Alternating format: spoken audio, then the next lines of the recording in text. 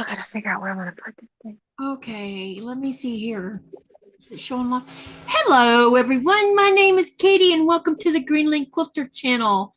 Bear with us for a minute while Chaunda tries to work through some technology stuff, and we'll explain what's going on, or I'll let her explain what's going on. But anyway, tonight we're supposed to work on Sewcialites 3, blocks 17 and 18. But there's a little thing that's gotten in the way, and Chaunda will tell you what's going on. And then we're just going to go with the flow like we always do because it's all good. We can catch up, and I got catching up to do. Ooh, what kind of table was that?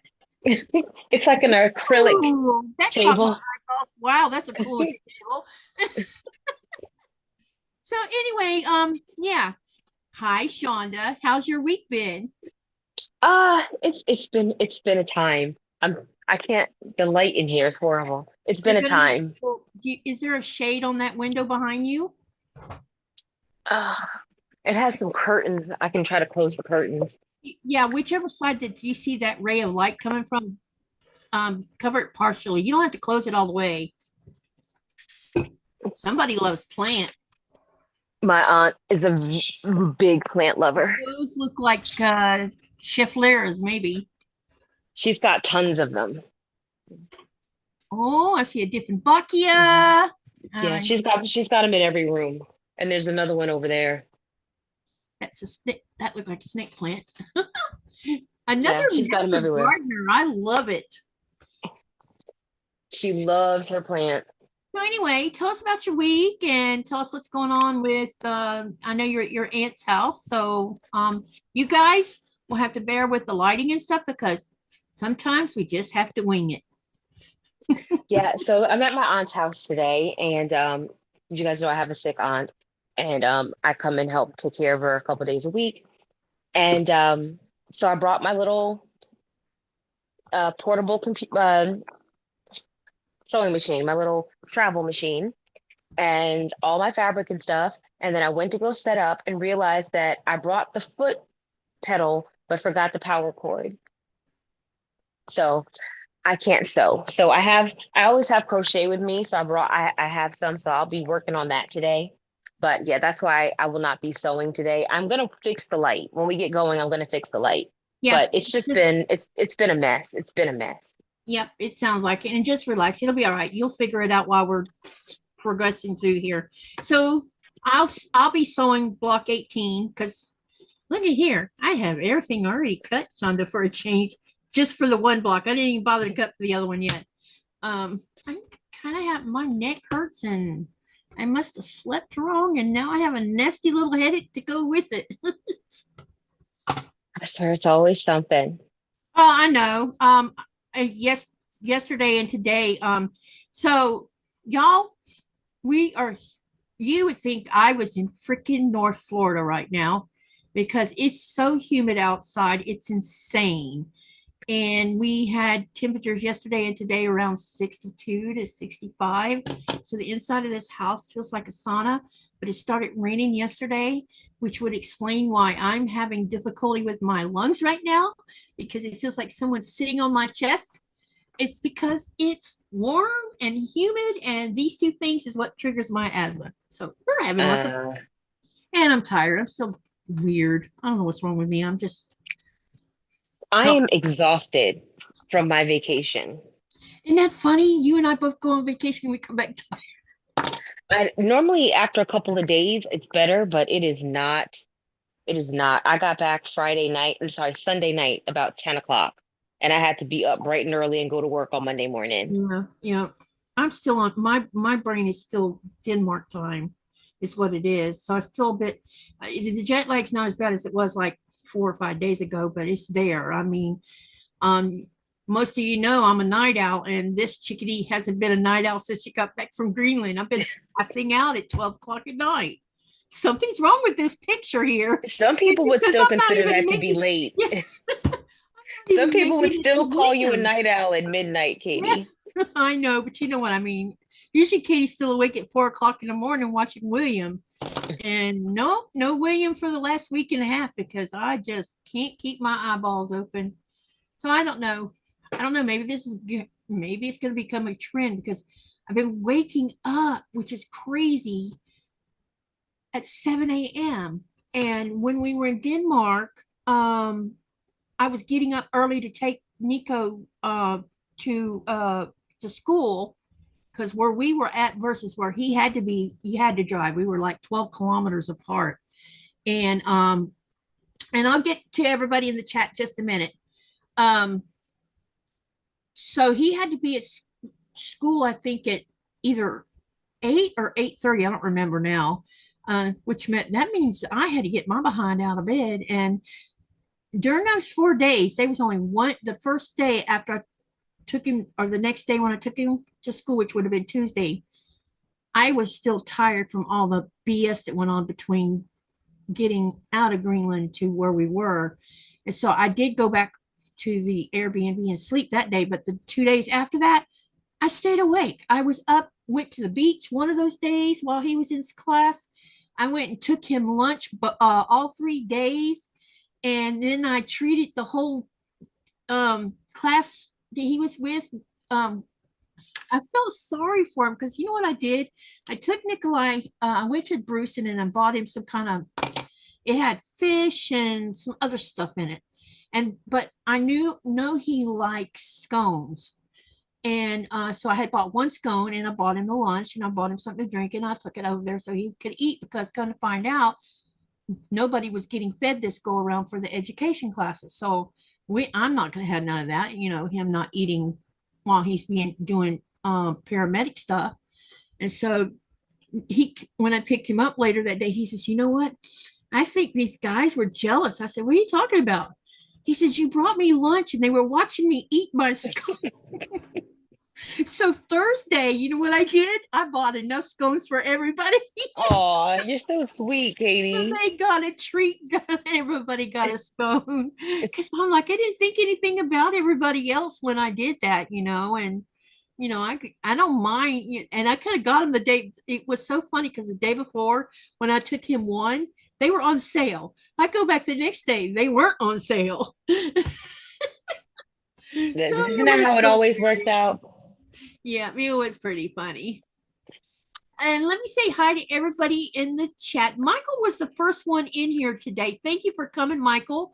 And Michael also told me because he moved from where he used to be at, and you'll have to refresh my memory on what state you were in, Michael, because he would put up live videos or a premiere. I'm not sure which it was of he was feeding raccoons, and them little raccoons were fat as a tick, let me tell you. But they were fun to watch them eating. I think they were eating peanuts or something.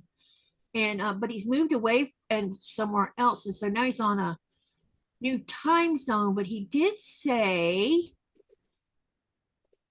that he's doing a premiere. Okay, here we go. 8 p.m. Eastern time premiere every day. He moved it today because of Tuber Chat. Yeah, I'm live. Kevin's live. Yeah, we got the Clash of the Titans going on right now. No, not really. It's just fun. But I went by and said something to him before I started my live. Okay, and Annette dropped a $5 super chat, or I guess that's what Nice. you're calling it. Thank you for doing that. I felt so bad, Chaunda. The I wasn't today is Friday, so yesterday was Thursday. I don't know if it was yesterday or if it was Saturday of last weekend. She dropped a $2 one, and she dropped it, and like 2 seconds later, I hit in live. I never even saw it until I Oh, looked at the screen, and I'm like, oh my oh god, no. epic fail. I I'm felt sure she so bad. understands.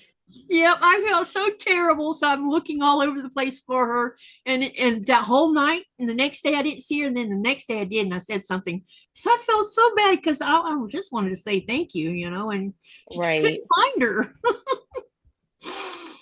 All right, let me see here. So we have Michael and this lap. Oh, we got Michael and we have Annette in here, but I thought I saw other people in here too. Where are you? Because this thing's giving me trouble. Hi, Mona. It's good to see you. Hey, And Mona. then we got Sherry. Welcome, welcome. And I'll be sewing with Sherry on Sunday at 3:30 Eastern Standard Time, as far as I know. We got Cindy Goods Nice. here. Welcome, welcome. I Yeah, might well, watch that one. yeah, I am so behind on Alice's Wonderland right now. I'm just about freaking out about it now.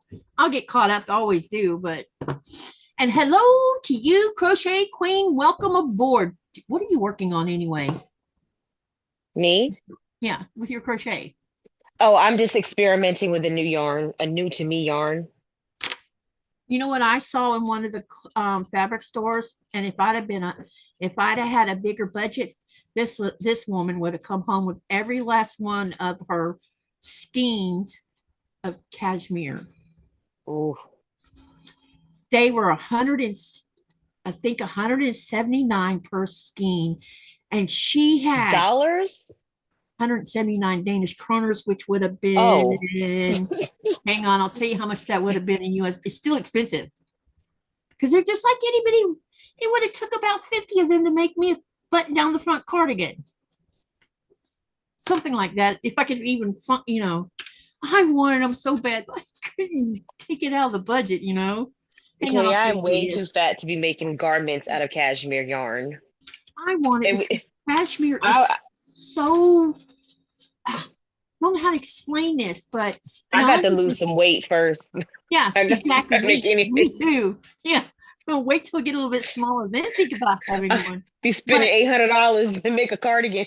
yeah, so I had a friend, and it was while I was still in the church, and he had joined the church, and he was the father to the secretary of the church, and he had moved from Seattle to Florida, and he was like 30 years my senior, something like that, or 40. He was way older than me. He was in his, I want to say he was in his late 50s, but he took me, turned into, he took me under his wing, and because, he felt horrible for me because, I'd moved out of my parents' house and I couldn't escape the crap with my parents, and well, mainly my dad.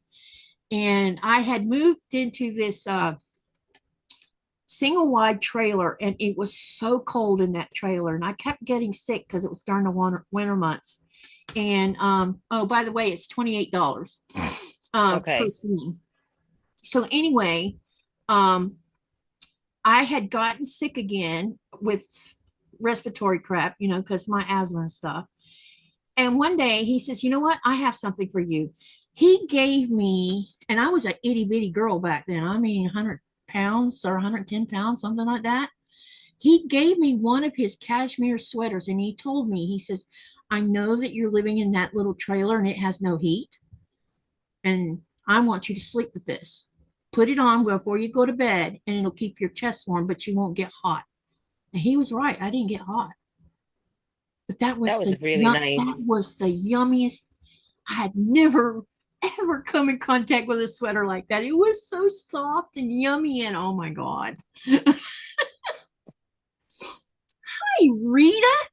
She says, secret to getting goodies is knowing someone who is a delivery driver for Hobby Lobby. I didn't think Hobby Lobby, that's interesting. I thought they didn't have an online presence. No, they do. When did they start doing that? Because I at mean, they some have a point, website.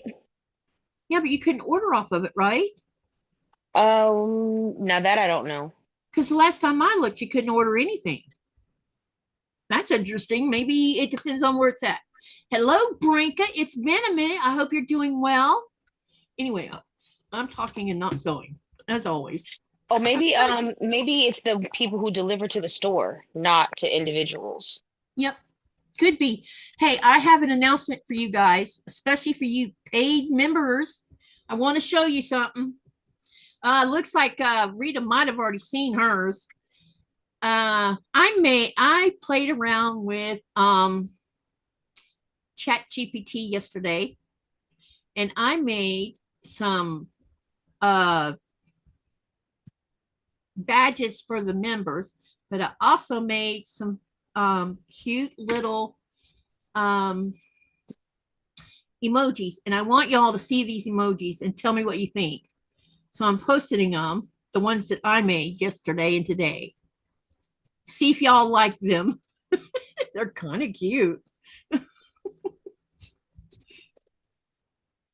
I don't know if you can see them good enough or not, but those are new emojis. I can't put any more emojis up right now until I have more paid membership, which I think is silly. Rita says, I see nothing, I know nothing, and I hear nothing. But Rita got a new badge. And so I also made badges for the different how long you've been around. But I thought maybe I'd play around a little bit and see what happened with it. The individuals deliver stuff to the stores. Oh, gotcha. Who said, wait a minute. Annette says, Hobby Lobby has been online for years. No. Is it Hobby Lobby or is it Michael's that's not got the online presence? Well, I know you can buy stuff online at Michael's because I do it all the time. And it was Hobby Lobby because when I looked on Hobby Lobby, I couldn't even find, maybe they've changed something now. Or maybe it depends on where you're at. Anyway, for you members, this is what y'all get. And when I get more members, I can add more of these cute little emojis. I was having fun. Now, I will tell you that they are AI made. I told the AI what I wanted. It did it. Then I ran into an obstacle where it was too big. It has to be below 1 megabyte. And it has to have a 1-to-1 ratio plus 32 by 32 pixels. They were 32 by 32 pixels. The problem was they were too big. So to tell the AI, to make it below 1 meg. And when it redid it, it didn't look like it messed up the little emojis at all. But they're like this big, Chaunda, on my computer. in my Windows folder where I saved it. I mean, they're like smaller than a postage stamp. They're so tiny. Okay, here comes the fun part. Let me show you what I'm sewing because as you know, Chaunda's been doing odd numbers and I've been doing even numbers, right? Yes. Okay, so I'm doing the even number 18 of Sewcialites 3, which is this one.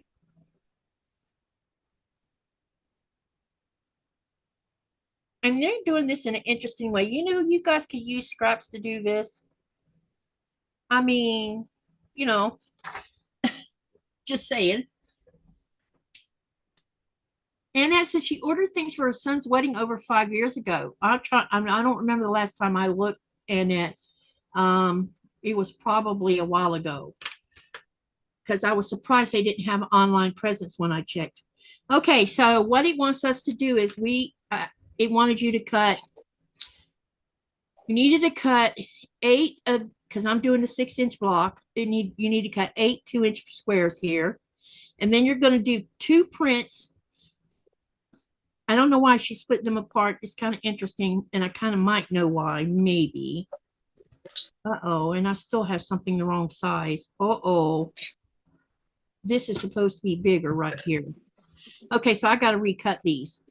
So you're supposed to do 4 of the green as a 3.5 inch. And then I used yellow and red, so they're 3 inch. This is not the right size. I just noticed that.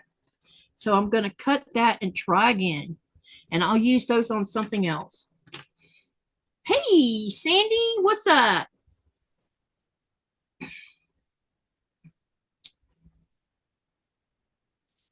Rita says that was a fun block to do.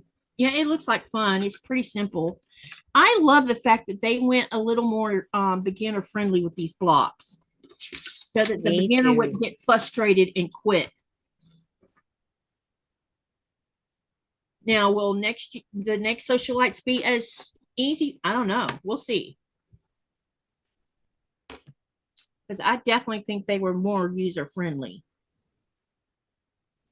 Wouldn't you agree to that, Chaunda?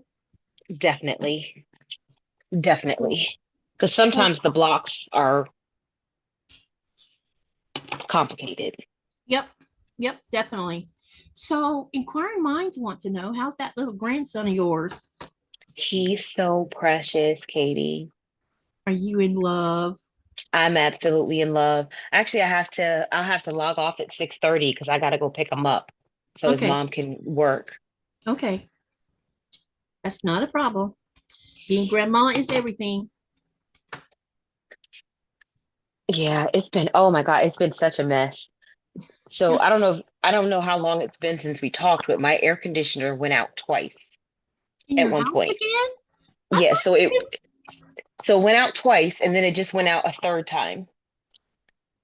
wasn't that the one you replaced last year?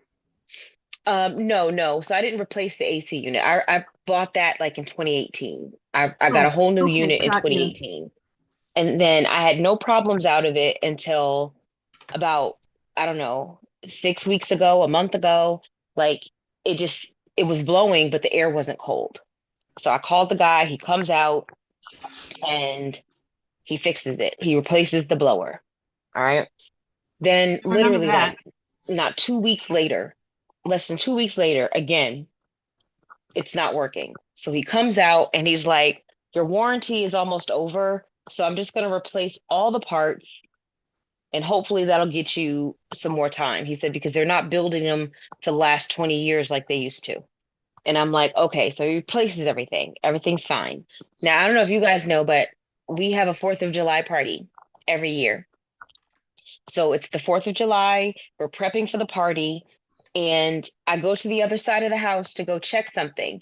And I noticed that the thermostat didn't come on because what happens is like it sleeps.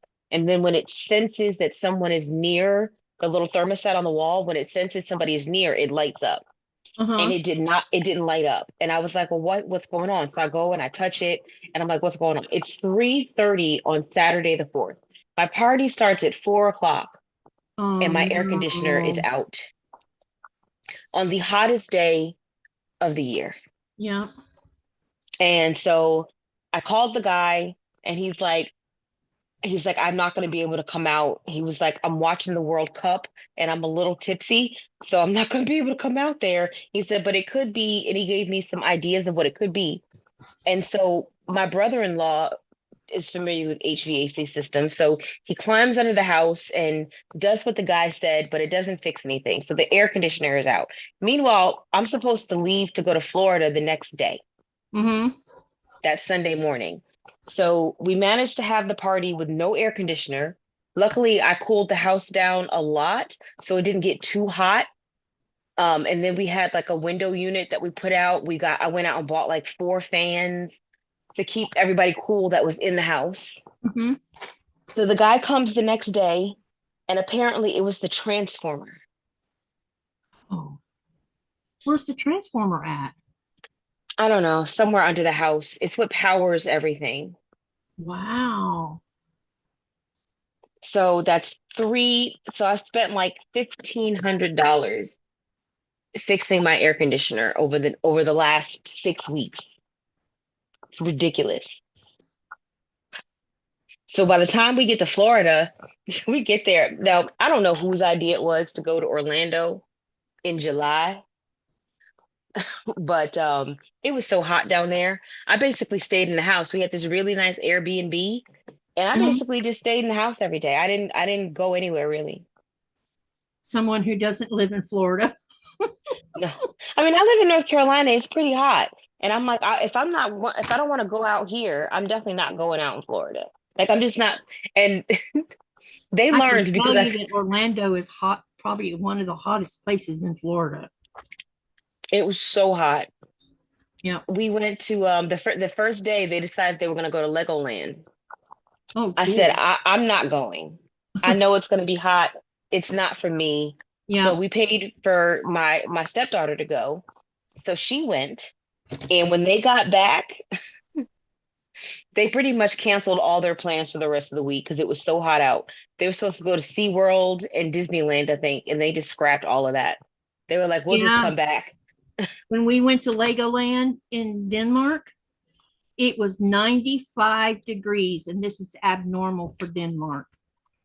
Ugh. And we both were, and when we got to his dad's house, the Airbnb in Beelune, which is where Legoland is at.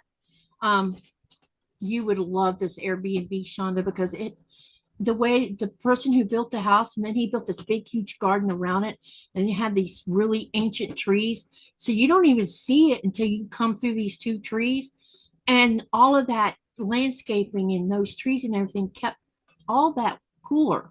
So when it was so hot, it was like having, it wasn't an AC temperature, but we didn't we didn't even have a fan in there, and we were fine. We just cracked two or three windows, and that was it.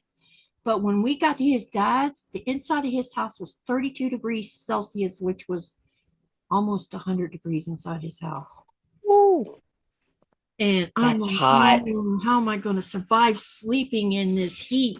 But I figured it out.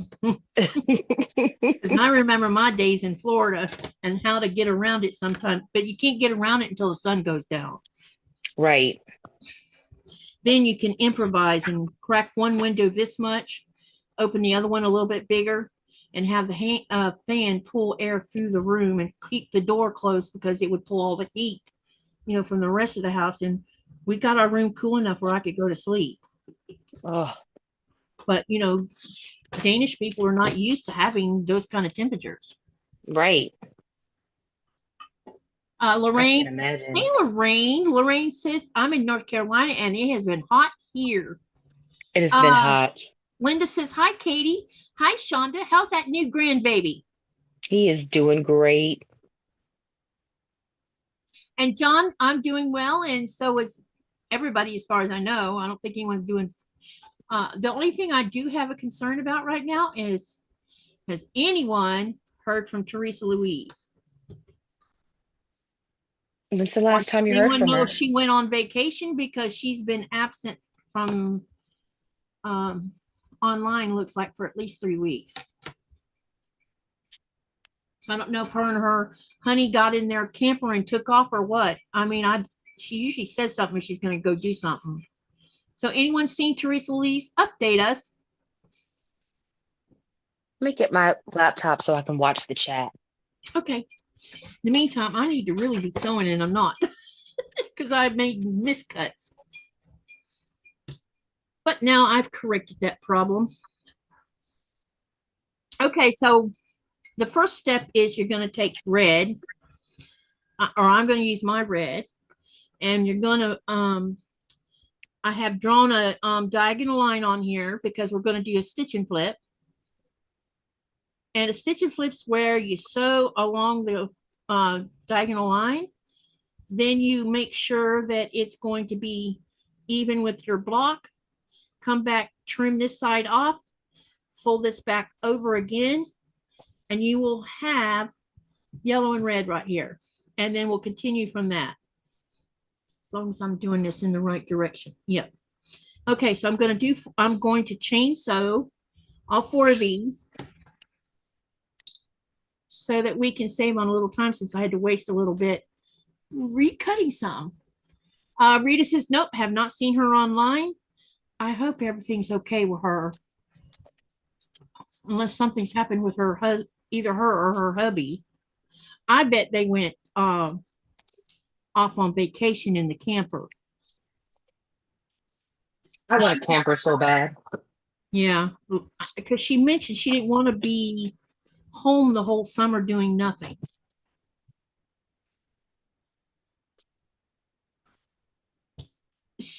So if you are a channel creator, and there's a few in here right now, hey, Dubrovka, please type exclamation selfie, and please share your channel link so other people can go over to your channel and subscribe and start watching some of your videos.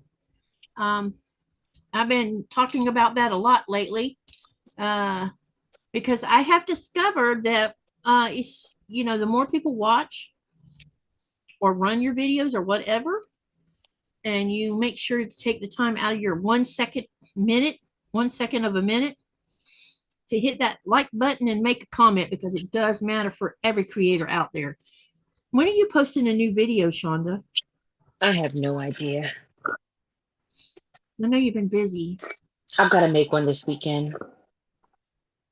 It's just been nonstop this week. So I had work on Monday because I have to go into the office 3 days a week. So Mm-hmm. I went into the office Monday, well, yeah, Monday, Tuesday, and Thursday. And then Wednesday and Friday, I was here at my aunt's house. And when I'm here for 12 hours. I'm here from 9 to 9. Yeah. So, and then when I get home, I just kind of want to go to bed. Yeah, I bet Thomas is. I tried to call Thomas. I think it was last night. Never got an answer, and I called him around 9 his time, and I bet he was in bed because they unload trucks in this heat, load and Ooh. unload. Although they're in the summer months, so I don't know if they have as much to because once school starts, they're going to be slammed again. Because this company he works for, they also provide groceries for all the schools. Yeah, my Adrian, my fiance, he works for Walmart in their auto center. So Mm-hmm. that's basically outside. Yep. So I'm like I don't know how you survive in this heat. I don't either. When I was driving in Denmark, there was several areas of the main big highway that was being worked on, and those days that we had the 95 to 100-degree temperatures there, I'm asked. I even said to Nicola, I said, "How are they even dealing with this heat when they're running they're putting asphalt down on the road, and you already know how hot that is. I don't I know mean, how they even do it."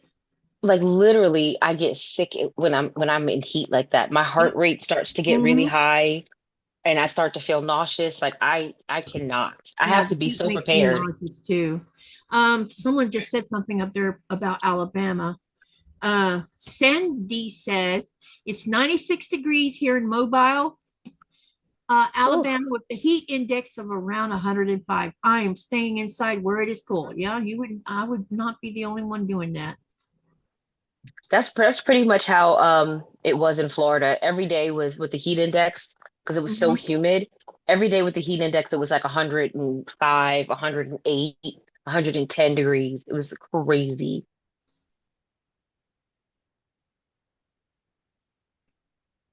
Humidity makes it way hotter. I need to make sure I'm doing this right.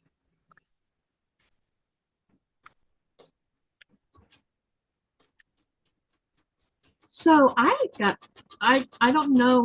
Well, whenever you catch up on videos, you'll see the sewing machines that I shared on one of the videos. I have another video to upload that has more vintage sewing machines. Do you know how much a vintage sewing machine costs in Denmark?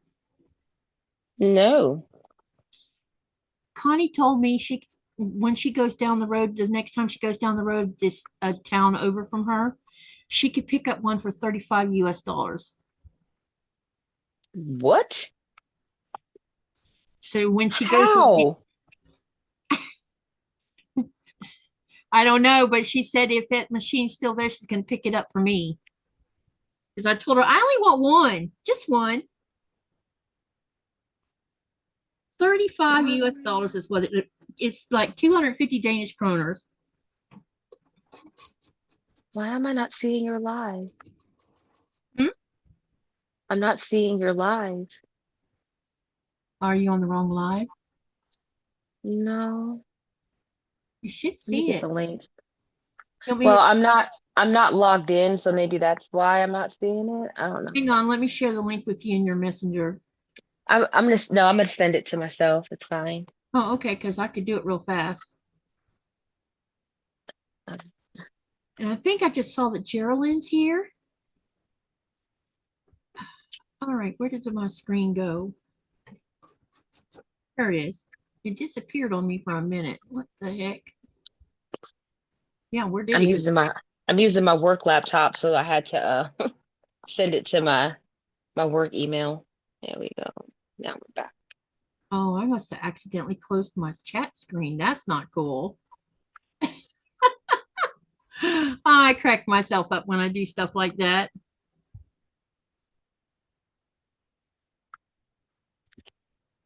Dang it. Now I have to go hunt it back down again so I can see what everybody's saying. All right. Hang on a minute, y'all. I can't see the chat at the moment because I accidentally closed the wrong window. Sorry about that. I'll be catching up here in just a minute. I guess when I clicked on it, I accidentally closed it, which is not cool. Now I have a commercials, which shouldn't even be on here. Okay, where were we? Because I saw a couple more comments. Geraldine's here. Hey, hey. She says, hello, everyone. No, haven't seen her online in a month. And then Lisette's, hey, Lisette. She says, we are impacted by Canadian wildfires. The air quality is horrible, staying in as long as I can. I have been following that, the thing about the air quality. And then Denise says, hello, Katy and Chaunda. Are you working on live 20? No, I'm working on 17 and 18. And next week we'll work on 19 and 20. And then we'll be catching up with that. It's nearing the end. And I have missing blocks that I've got to sew because I was gone out of town.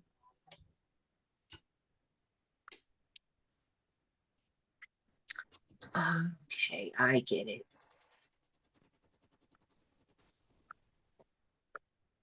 And then I realized, you know, Sean and I are supposed to be, we're live this Sunday, but we're supposed to be live next Sunday.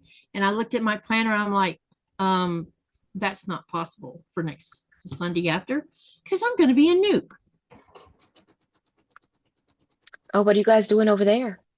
Oh, I'm going to see a doctor. Oh, okay. They're flying me out on Saturday, and I see 2 doctors on Monday.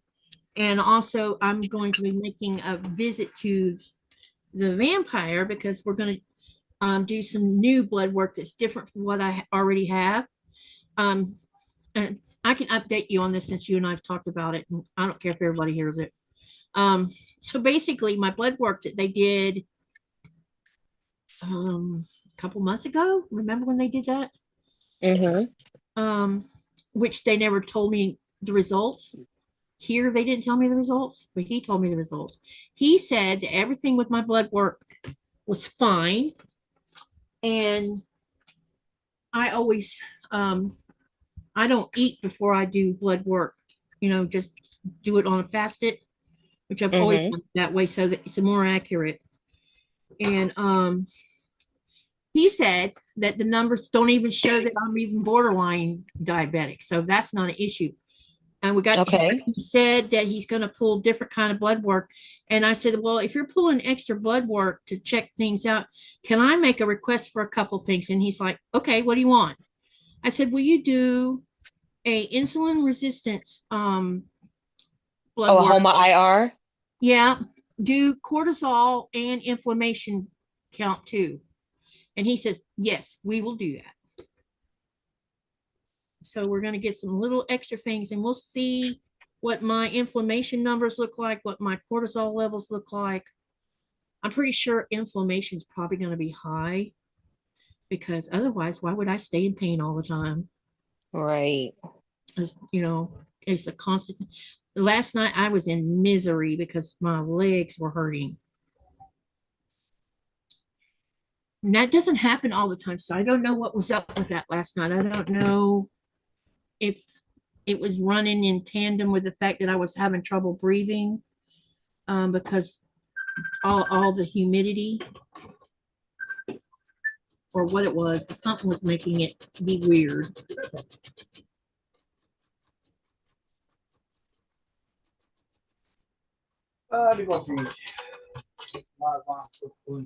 So anyway, but I'll be seeing an ears, nose, and throat doctor when I'm there.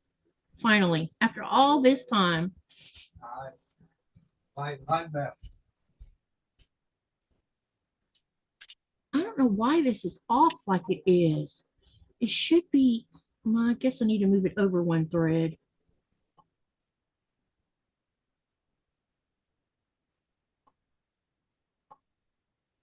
So anyway, that's where I'm at on all that.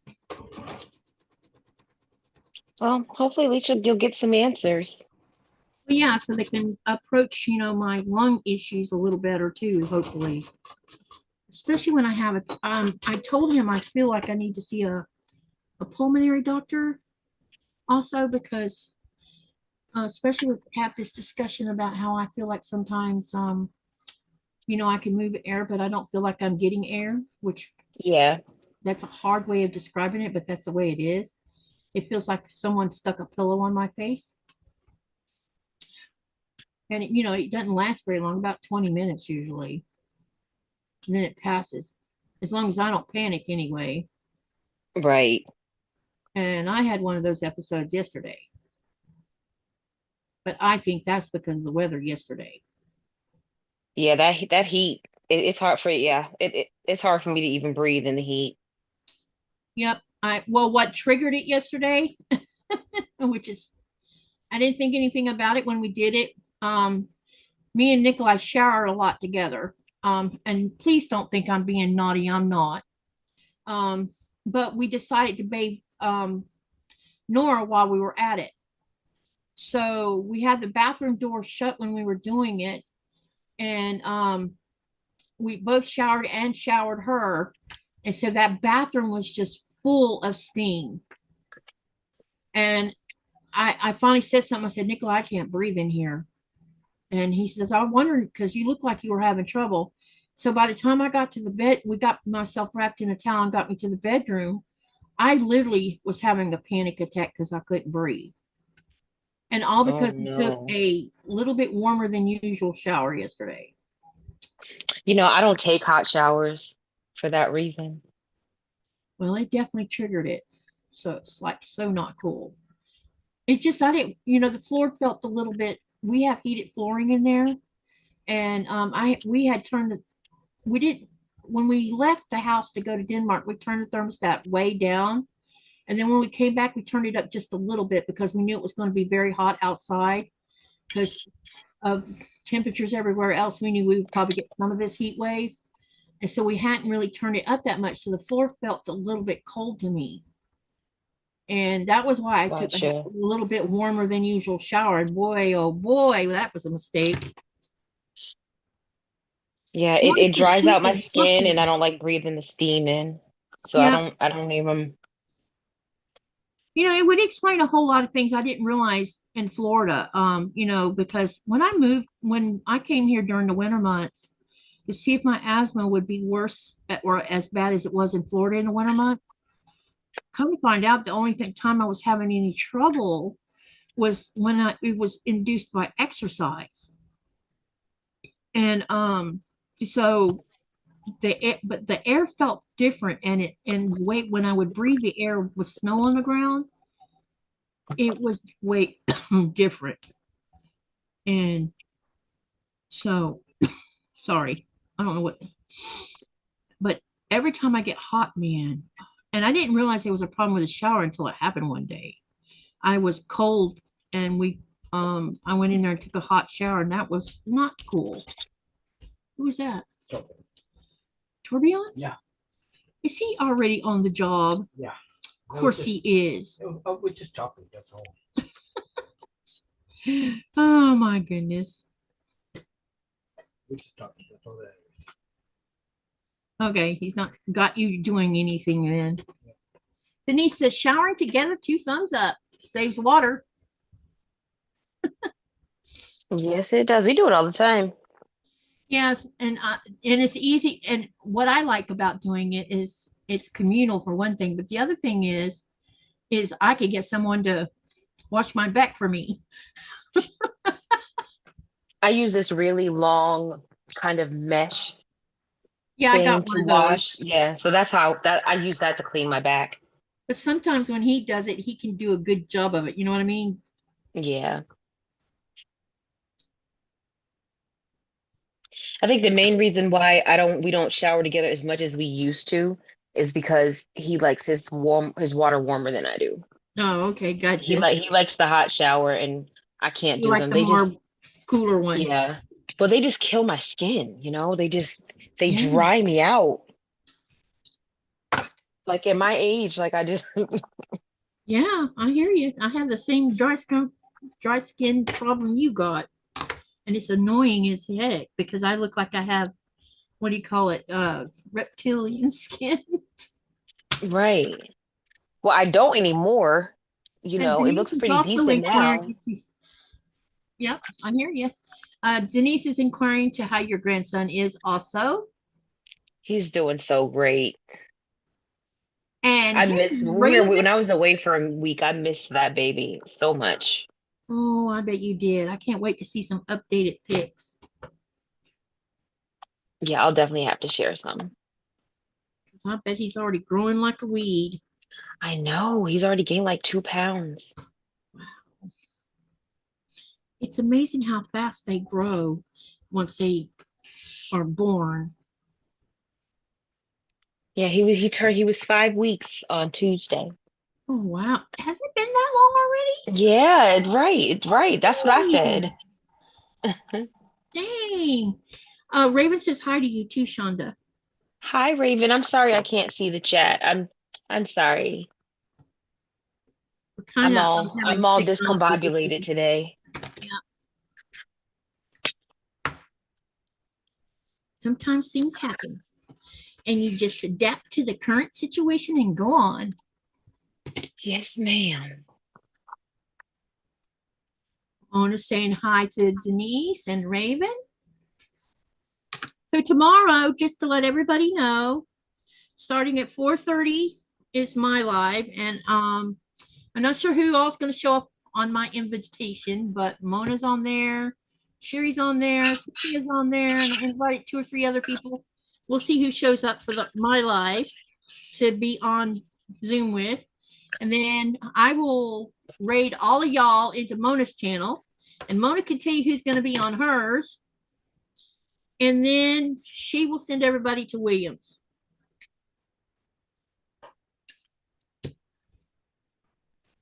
Actually, that's what I'll do. I'll watch tomorrow's stream instead of Sundays. That's what I'll do. Yeah. And if you want to, if you're not, well, are you taking care of your aunt tomorrow? No, no. But I'm probably gonna come visit her because my mom and my grandmother are coming up to visit. So I'll probably come over here and see Yeah. them. Did y'all's family thing go well, other than the heat? The trip, yeah, that's what we're yeah. I mean, I'm one of those people that, I'm gonna have a good time no matter what. So I just feel like if I paid my money to do something, I'm gonna make sure I have a good time. So I had a good time. I don't think I crocheted not a single stitch. I don't think I ever even took a project out. Mona says she's going to be on my channel tomorrow, and I'm going to be on hers tomorrow. Nice. We've been doing this for about 6 weeks now, I think. Mona, does that sound about right to you? Something like that, about 6 weeks, I think.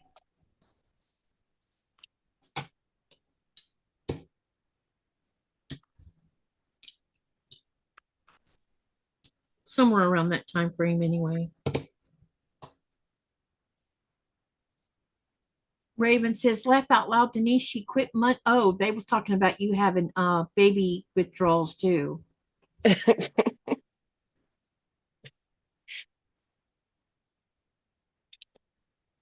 Denise, she quit Monday. Work is much easier and no more customers are complaining. Uh-oh. That's what I'm talking about. Yeah, co-worker was giving her trouble.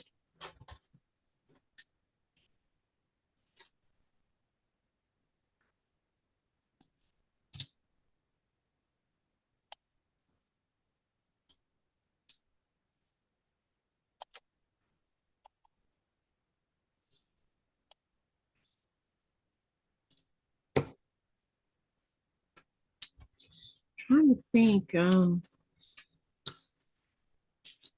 So did anybody get some great pictures of the Legoland down in Orlando? I don't think so. I'm pretty sure they were all just hot. Yeah, Too hot. Me and Nikolai managed to get quite a bit of footage of the one in Denmark, so I got to edit it. I haven't had time. I do have an update though that you might find interesting. Oh. I interviewed the Connie. She's the one that long armed 4 of my quilts in Denmark. I Yeah. interviewed her on did a pre-recorded podcast interview, and she's also and it'll go up. I'll tell y'all when the date is going to go up for the premiere of the podcast. We scheduled it to go up when I come back from Nuke, so it's going to go up on August the 4th. And guess what? She's going to come sew with me Saturday the 8th on my live. That's awesome. So you guys will get to act after you've seen her podcast. And if you don't have a chance to ask her questions because maybe you missed the premiere or whatever, the premiere will be 7:30 my time, which will be 4:30 Eastern for the 4th. And then she's going to get on my usual live, and since she's 3 hours ahead of me, it'll be 9:30 her time when she hops on. So I don't know how long she'll stay and sew, but she does plan on sewing. So if you guys do watch the podcast after the premiere, not during the premiere, don't forget to ask questions. Post questions under the premiere, even if should you not see the premiere when it's live, because she will be sitting in the channel during the premiere. But if for some reason you don't make it to the premiere and you watch it as a replay, make sure you ask questions if you have any you want to ask her.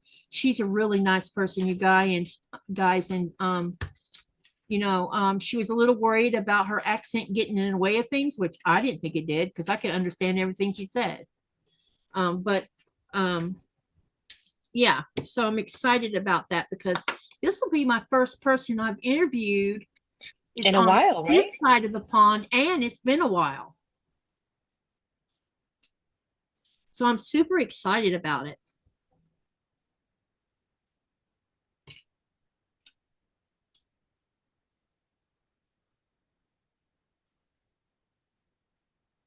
It would be so cool if she had some footage of her quilting your quilts. She's got pictures. That'll do. Yep, I showed some of the pictures. You probably haven't seen them. Is probably what it is. I did post some pictures of where she had two of the maybe it was 3 of the 4 quilts on the long arm. But on the podcast, y'all are going to get to see 11 of her quilts. And some of them are Judy Niemeyer quilts. Some of them are Jacqueline DeJong. Is that how you say her name? Yeah, I'm familiar. Yeah. She absolutely is in love with both pattern designers. So she likes intricate stuff, huh? She says she loves paper piecing. Yeah. And she's not been a quilter for very long. I think she said she started in 2016, I think she said. Oh. So she's a fairly new quilter. Yeah, that is kind of new-ish, in a way. Yeah. So I think that's pretty neat.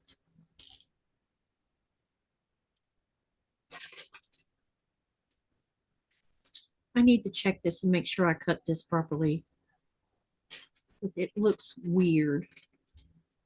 Nope, I did it right. Okay, then we'll pin it and sew it.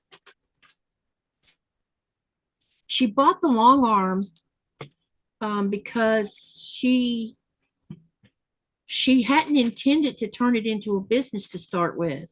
So it was interesting talking to her about it. And, because she does have a full-time job. And, but she retires in December. And I asked her if she was going to, what she was planning on doing. And she said she's not sure yet. She might make it bigger. She bought the long arm because there was no long arm services in Denmark. None that she knew of. Oh. Because the quilting industry is rather small compared to other places. Well, probably because also the population is small. Yeah. So, and she wanted to help friends get their quilts quilted. Because, that she's part of a quilt guild that has over 70 members in it. That's from Sickleborg. And so it was a way and she also does, I'm so impressed by quilters because Every time I turn around, I hear about quilters donating quilts. And she donates too. And they donate to women who are single and with babies. Gotcha. And they do things like, because it's cold in Denmark, and so they donate quilts to these mothers for their children. And something's wrong here. What's the deal? Okay, this needs to be this way. All right.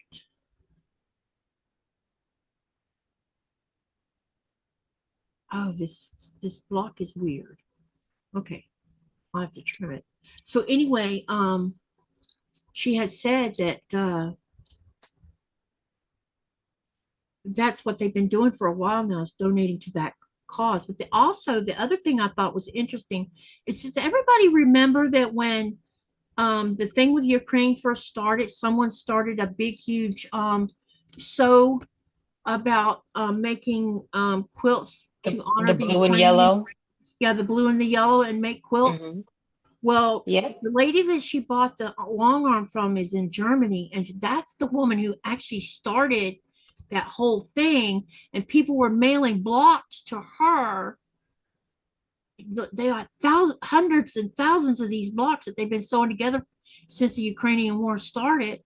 And between her, and then she sends these quilts when she gets them all sewn together. She's been sending them to Connie, and Connie's been quilting them and sending them back to her, and they've been making their way to the Ukraine. I think that's awesome. Yep.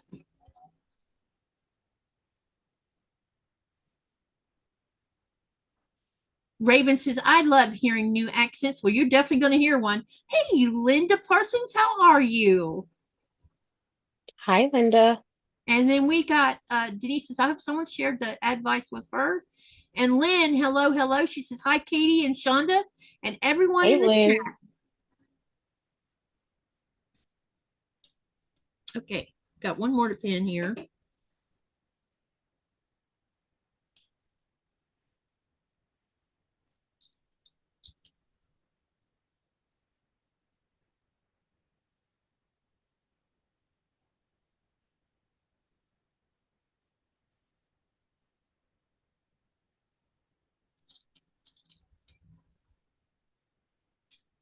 How's your block coming out?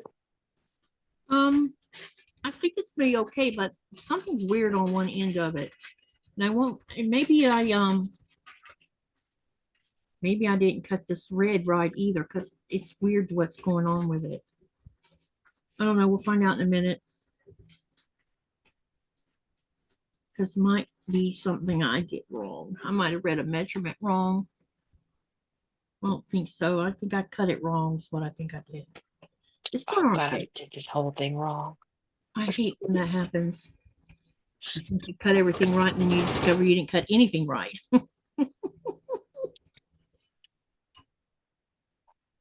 Let's see. So this is going to fold down to the green side. And I need to be on this side of the line. No.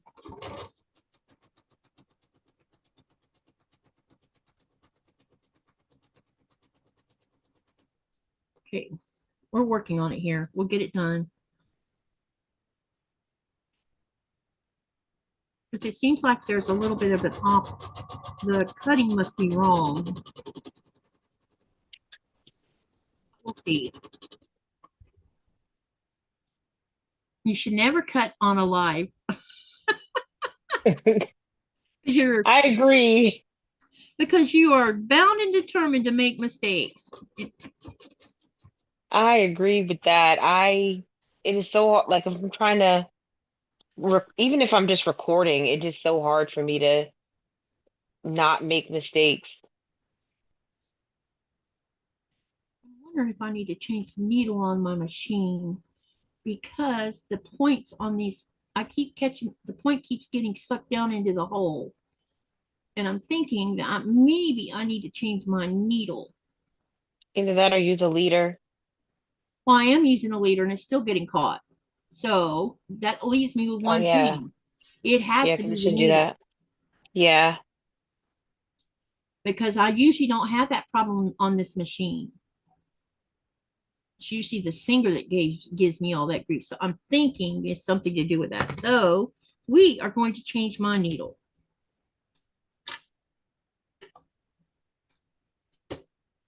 And I see see if you it change still your needle when the wind blows like I do. Yeah, it's whenever. Yeah. I have no idea how long I've been using this one. And it was funny because I watched Tiffany the other day. And she was talking about that very thing about she doesn't really know when she changed. She doesn't know exactly when she changes her needles. She uses them till they stop working right. Basically. Yeah. And at the price of everything these days, it's more of a reason to use it till you can't use it anymore. I will say sometimes like if I am getting ready to do like free motion on a larger quilt, I will go Mhm. ahead and change my needle at that time.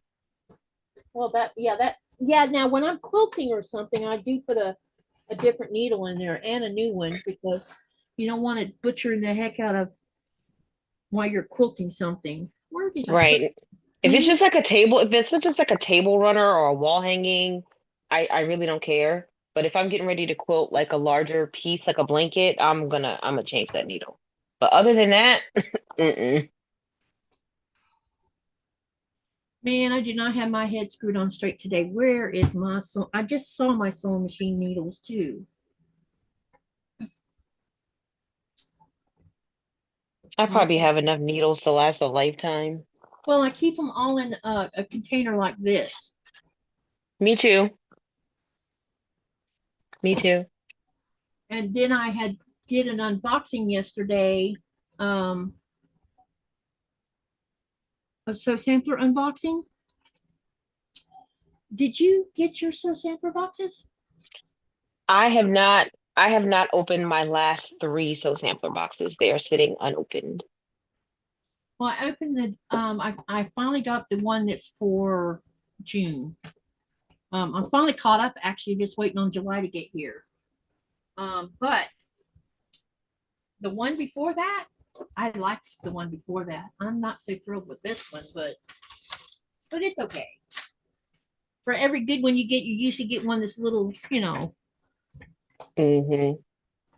and it's because she spent a ton of money making that other book. I love that book that came in the one before. That I don't know anything that's in there. I have not opened them. Well, you'll love the book unless you already happen to have the book, which probably is I don't know, might not be I doubt unlikely. it. It might be unlikely that you don't have it. I think the only I have her got a few of her books. I think Fat Quarter Style or something like that. Fat Quarter. Well, There's one. this particular book wasn't even written by Fat Quarter Shop, but it has 100 blocks in it. I can tell you that much. That'll be exciting. Yeah, and it has like 5 or 6 different sizes of them. So you can do, this guy's all right. Now I'm about to. Where is my sewing machine needles?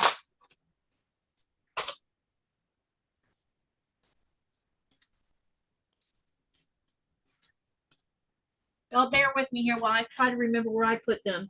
Things got moved around in here because we're about to do a big, huge switch in this room, which means moving everything to do it. And so I started moving some stuff, and I thought I saw my needles, man.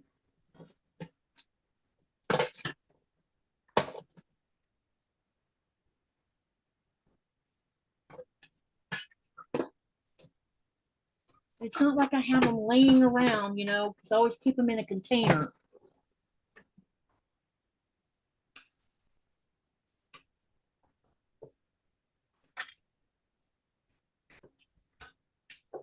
Okay, now I'm going to panic because I can't find my sewing machine needles. That's so funny. It's not funny. Yeah, I only reason why I can keep track of mine is that my sewing table has drawers. And so there are certain things that I keep in the drawer. Yep. And those are my bobbins and my needles, because those are the things that I will routinely lose all the time. Well, Because I am a very disorganized girly.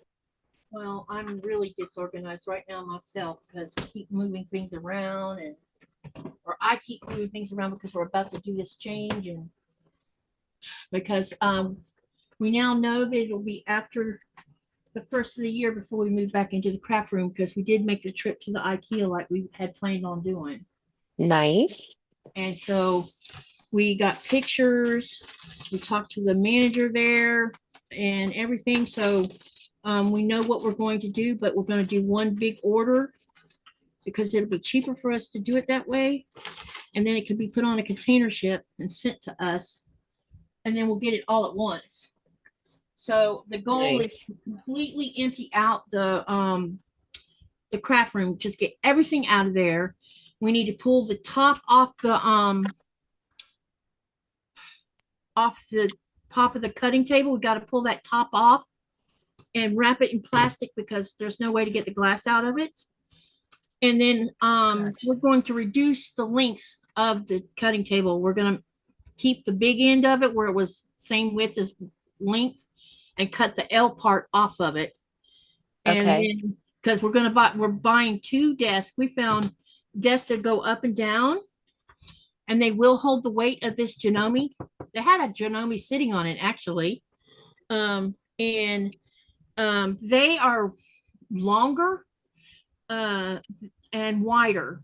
And they have up on the front part of it, there's this tray that sits like it's about this wide and it runs across the front side of the desk. And that's where you put all your cords in. And then that way me and Nikolai can put our desks like facing each other, but butt them up Nice. together. And whenever I want to raise mine up to stand and sew, I can do that. And if when he's gone and I want to quilt a bigger quilt, because y'all know I don't quilt big ones right now, I can clear everything off his desk and I'll have all of that space plus all this space on the left hand side of me to do something. Nice. So we know what needs to be done, and I need to draw a picture so I am going to draw a picture so you guys see what I have in my brain. And because I can envision it in my head, but I don't have it on paper yet. And plus we have to measure the room. We got to measure the room because I'm going to heed a couple people's advice. Don't put the room back together the way I had it to start with. It's going to be completely switched. So the design board's going to go on the wall that used to be the window. And that wall that is the design wall is going to be where all the shelving is going to go. And then the 2 desks are going to be smack dab in the middle of the room. And then we'll have the cutting table off to one side. Okay. You're gonna have a nice setup there, Katy. Yeah, and I hope that I can get all of my stuff stored and put away and, not being a nuisance of having a hot mess all the time. No, I cannot find my sewing machine needles.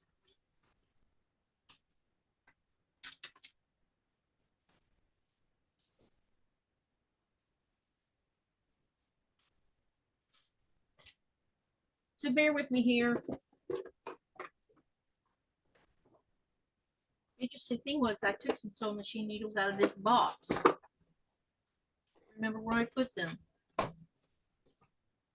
thought I had them over here just laying on where I got all this other stuff.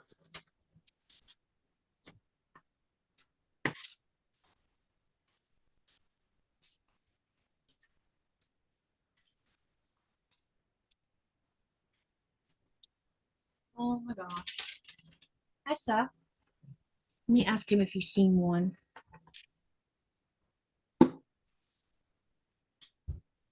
Honey, have you seen a container like this? Laying anywhere? That had sewing machine needles in it?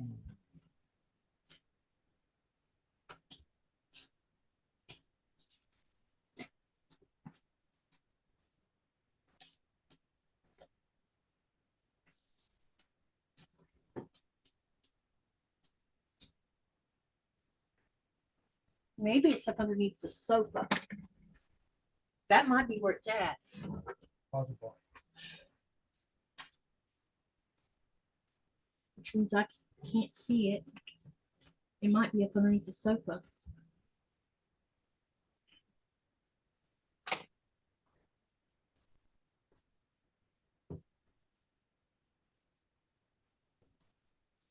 Okay, while he's looking underneath the sofa for me, let's see what's being said. And someone's texting somebody. Me. Okay. Whoa. Raven says, laugh out loud, Katie. I'm not sure I know where my extra needles are either. And Denise says, Joanne has coupons and sales on needles. I thought Joanne's was closed. Joanne's is out of business. You That's mean what I Michael's lady? thought.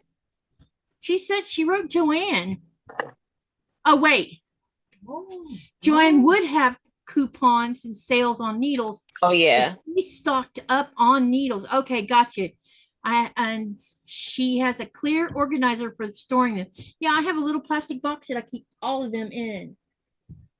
And I can't, and I had them out here because I Empty one.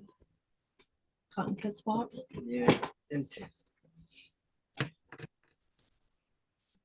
This is up behind here somewhere. I Can't see anything under there. picked up your rotary, whatever you call it. Oh, the carrot, yeah, cutting thing. No. Do you have a drawer maybe where you put the needles? I'm looking to see if I put those new needles in a drawer. Yeah, I'm looking now. Sorry, Nora. You got in the way of the drawer.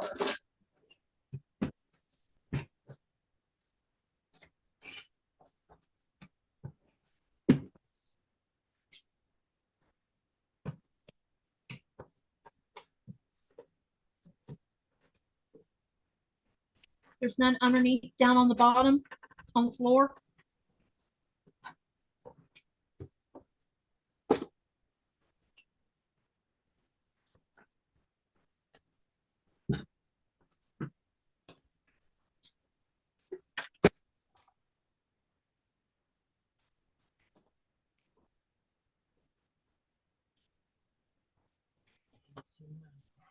Well, it didn't just walk off. I must have put it somewhere and don't remember where I put it. You probably did what I did and put it someplace for safekeeping. Well, Now you like can't it. remember what that was. Because Yep, that's probably what I did. that's what happens to me. Yep, that's probably what I did. I'll see something laying around and I was like, let me put this someplace for safekeeping. And I'll put it up somewhere. And then lo and behold, Yeah. it disappears. No, honey.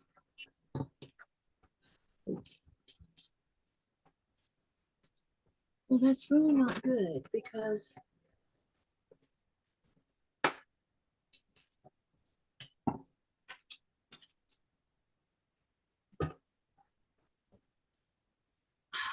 that's really bad.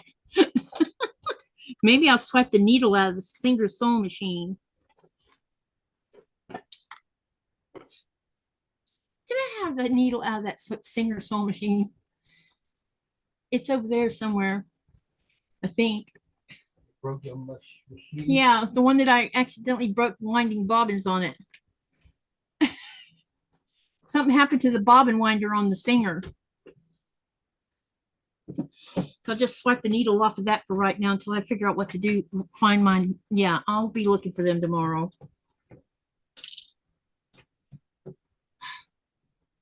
And I know some came in a sew sampler box that I showed yesterday. And they should have been sitting out here, I thought, but I've been moving stuff around. Yeah, let me, oh, I need a screwdriver. No, I don't. Wow, that's really tight. You want me to do it? What you do, manhandle it? Did I look like I have touched your machine? No, you used it last.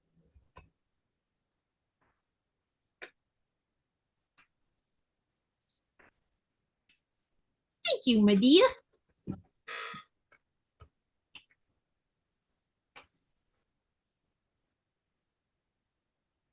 Make sure I got this turned the right way. We will just use this one off the singer machine. That'll take care of that until I find out what I've done with them. All right, problem solved. Don't say yay. I say yay. I say yay. Yeah, we'll look for it tomorrow, honey. Did Nico find any interesting Legos on his on your trip? He did. And they're on their way here in a box. Nice. And he also bought me one. I found a botanical that came with its own vase. Nice.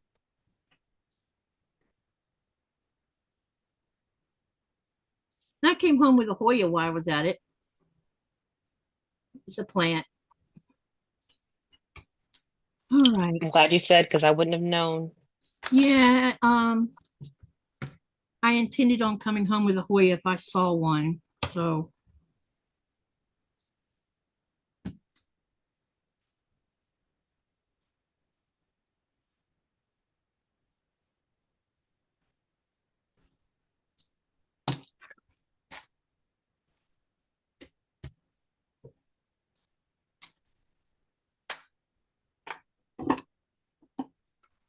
and I think Just drop down this message me. I'm messaging us.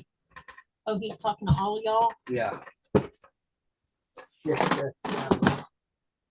His suggestion of shifts. Shifts. Yeah. Is he changing things? No, it's more like do we need to change? He talked to us and asking us if we need like changing the shift or this and that, you know. Okay.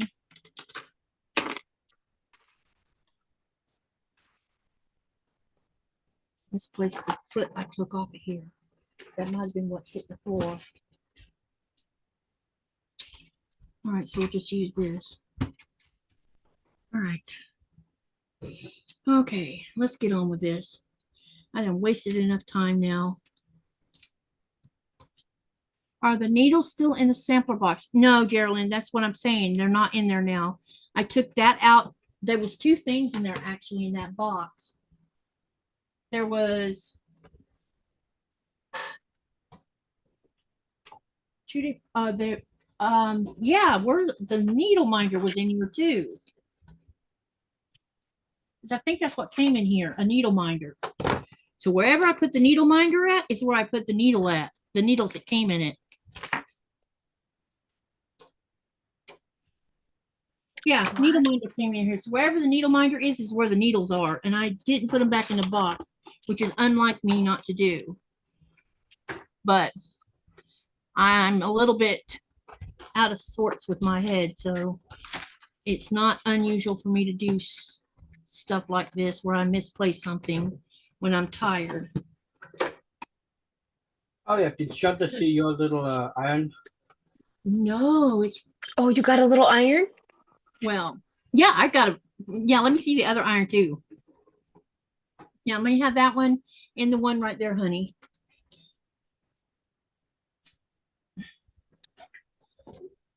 So let me show you the smallest one first. Look what I found this in Fano. Oh my goodness, look at that little thing. And it looks like someone used it. Yeah, you could probably heat that sucker up. Yeah, it's metal and it even has the little wood handle on it. That's, And I then it love has- that. Isn't that cool? I found Yeah, that that is Fano. cool. And then came home with one of these. You finally got you a mini. I got me a mini. And it gets And pretty darn hot, let me tell you. those things get hot. Yeah, I have one of those. Yeah. They get hot. They Yep, get hot. it gets hot. So, So now, I really, now we don't have to go over to the iron if you don't want to. nope, not when I'm doing small stuff. That's right. Nice. So it's a steam iron, but I'm not putting water in it. No, I don't put water in any of my irons anymore. Yeah. All right. Let me make sure this needle is okay before I go sewing on it. I don't want it ripping up a block.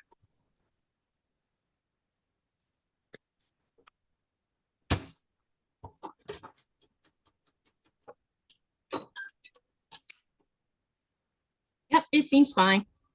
All right, let's get back onto this and make sure it doesn't suck any more of my little corners into the side inside the machine. Do you have a crochet or knitting project you can switch to? Yes. I have all kinds of things I can switch to. Crocheting's one of them. All right, well, I figured out the problem. I swiped the needle from the little Singer machine. And it should be okay. That's exactly what the problem was. The needle was worn out. Weird how you know that, because now the machine even sounds different. Right. It's amazing how like you don't notice that until like Yep, until like it once you happens. change that needle, you're like, oh, it sounds completely different. Yep.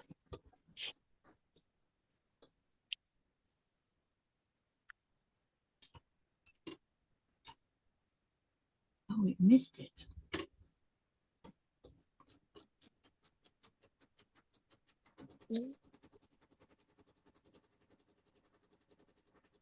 All right. Hey, Jess, how you doing? Grant says, hi, Katie. I posted to your channel pictures of trolls I saw July the 4th. All right. We will have to go look at them. Give me a minute and we'll go. I'll go take. Did you post them on the community tab or in the Greenland Quilter channel? Greenland Quilter Facebook group. Let me know where you posted it at. I'm thinking you talking about the community tab. So let me go look real quick.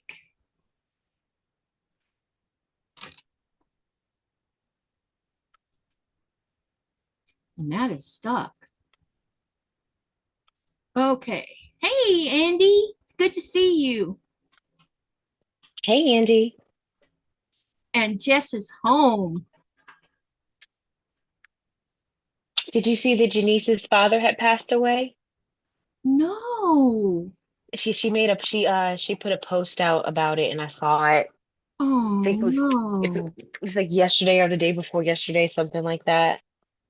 Oh, I'll make sure to go post something on her. Where was she posted? She posted on a community tab. Is that where she posted it? Yeah. Okay, I'll make sure to go comment on that. Yeah, that's figured I'd let you know. I just happened to see it. Yeah, because I was unaware of it. Of course, I'm But still putting it's like check very mark. recent. I wonder what happened. Oh, I think he was just I don't know if he was sick or if he was just elderly, but Janice is about my age, so I imagine her dad was a bit up there. oh, we got some. Oh no, I said something, didn't I? I heard you. Even I got my headphones on. That's one of my favorite bad jokes. What did the mama tomato say to the baby tomato? And then you go catch up because it's like a splat. You mean this?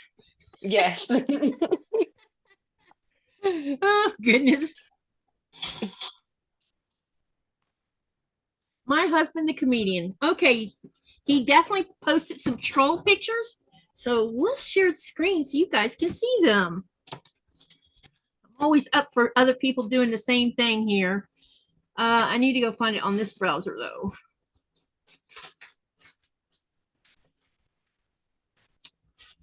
Okay, 1 second while I get it looked up.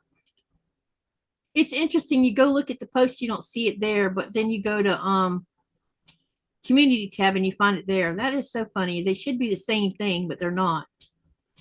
Greenland Quilter and community tab. Oh shoot. Okay. All right. And I'm going to share my screen, Chaunda. And I need someone to tell me when they, yeah. Where's the share button at? There it is.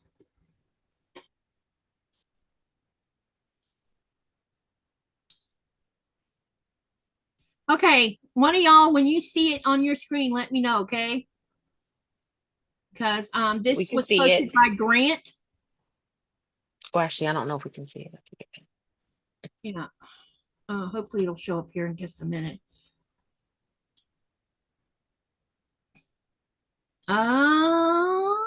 Looks like it might be fixed. There it is. Okay. Grant says, I saw these trolls at the South Coast Botanic Gardens on July the 4th weekend. They had more trolls, but I didn't walk the whole garden. It's really fun to see the trolls located across the globe made by the same artist, Thomas Dambo. These two are named Peggy and Hess. Wait a minute, there's more on here, looks like. Hess includes the artist's placard. Yep, because some of these have the metal. And let me see if there's any way for me to click on the picture first.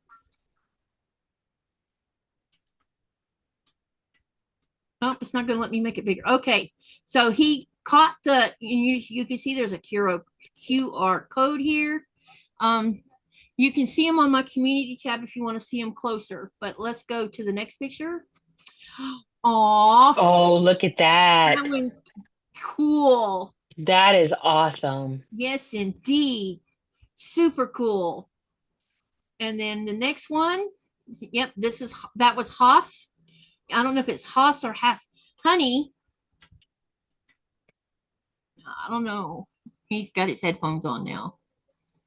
And then the next one, Look at that.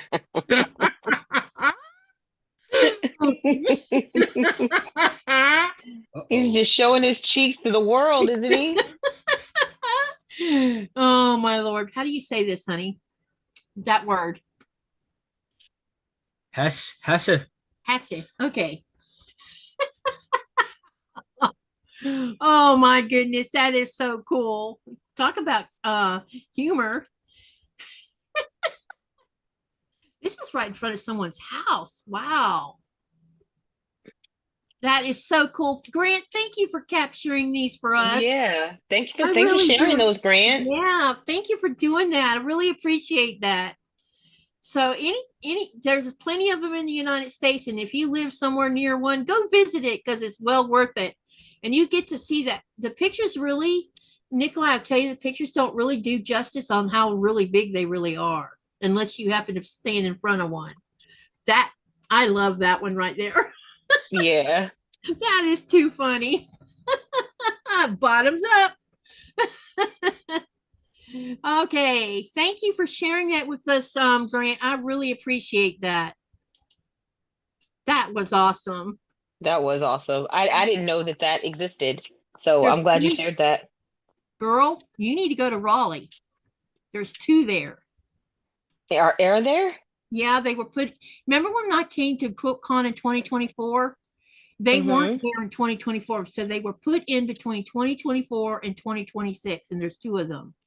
Oh, alrighty. And you're just up the road, so Yeah, I'll have to wait till this heat dissipates. So yeah, go I'll when the go in fall like I would go when the fall colors are going on, and then yeah, I'll check that out in October. yeah, you can do the fall, make a video of the fall colors while you're visiting the trolls. And then the baby will be a little older, so I can Yep. bring him in the stroller. Jess says she's going to go find the three that are in Raleigh next week. We'll be looking Nice. forward to it, Jess. All of y'all get out and do a troll hunt.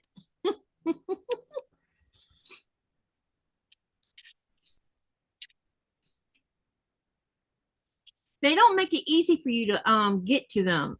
You literally have to leave your car unless the only one that we could actually see from the car, but you still had to go hike up it to even go really look at it up close, was the one with him sitting on the car and it looks like he's zipping down the side of a hill. That one that we did. You didn't realize how big it was until you went up there, and he was sitting on a red car. Someone went all out on it. It was pretty funny. Huh? I didn't say nothing. We're just talking, honey. Raven wants to know if Jess is ever home. There is something wrong with this block. Are you an adventurer, Jess? She went to Las Vegas, I think a week after I got back, or a few days after I got back from my trip.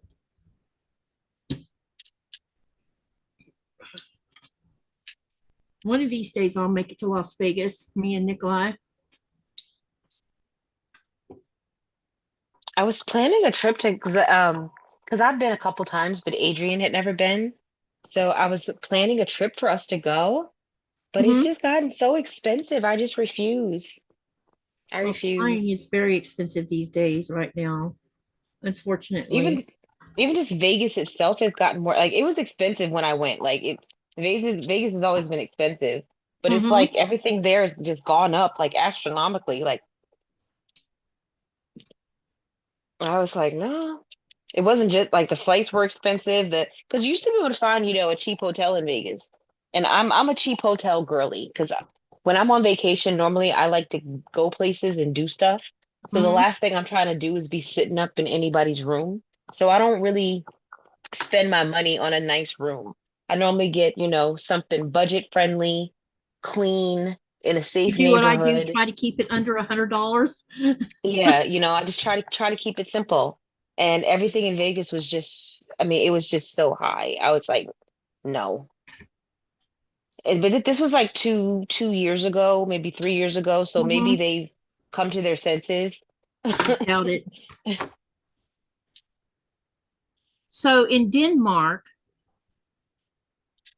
the back end of June and all of July and part of August is the height of vacation for Danish people. So when it's like that, everything hotel wise goes up Oh, unless you manage to pre-book it several months in advance.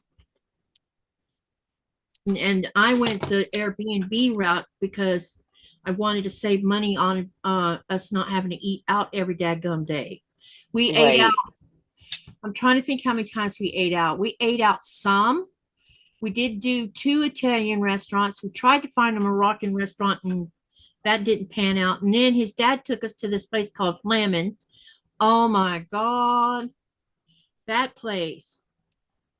Um, it's a buffet style restaurant. You pay one price depending on what night it is or what day you go. Mm-hmm. It's a little more pricey. It's not. I didn't think it was pricey considering what we got. Um, but it's a cost a little more if you go on the weekend. But through the week, it's pretty good. And so they have a buffet where you start out. The first course can be like uh, I think they call it a starter in Denmark, and basically it's bread and cheese and things like that.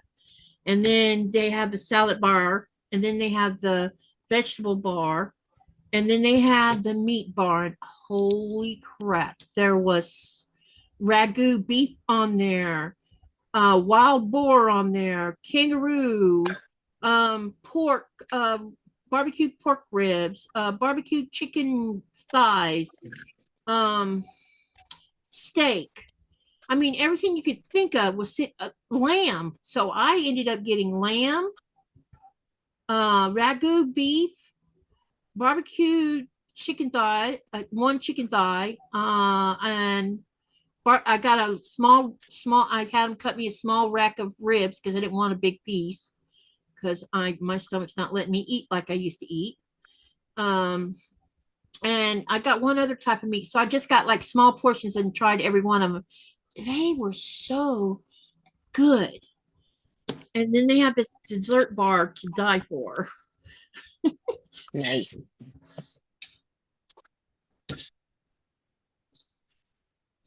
I'm slow down. Let's see here. Any trolls on the West Coast? Yes. Let me tell you all the states that you can find trolls in. Oregon's one of them.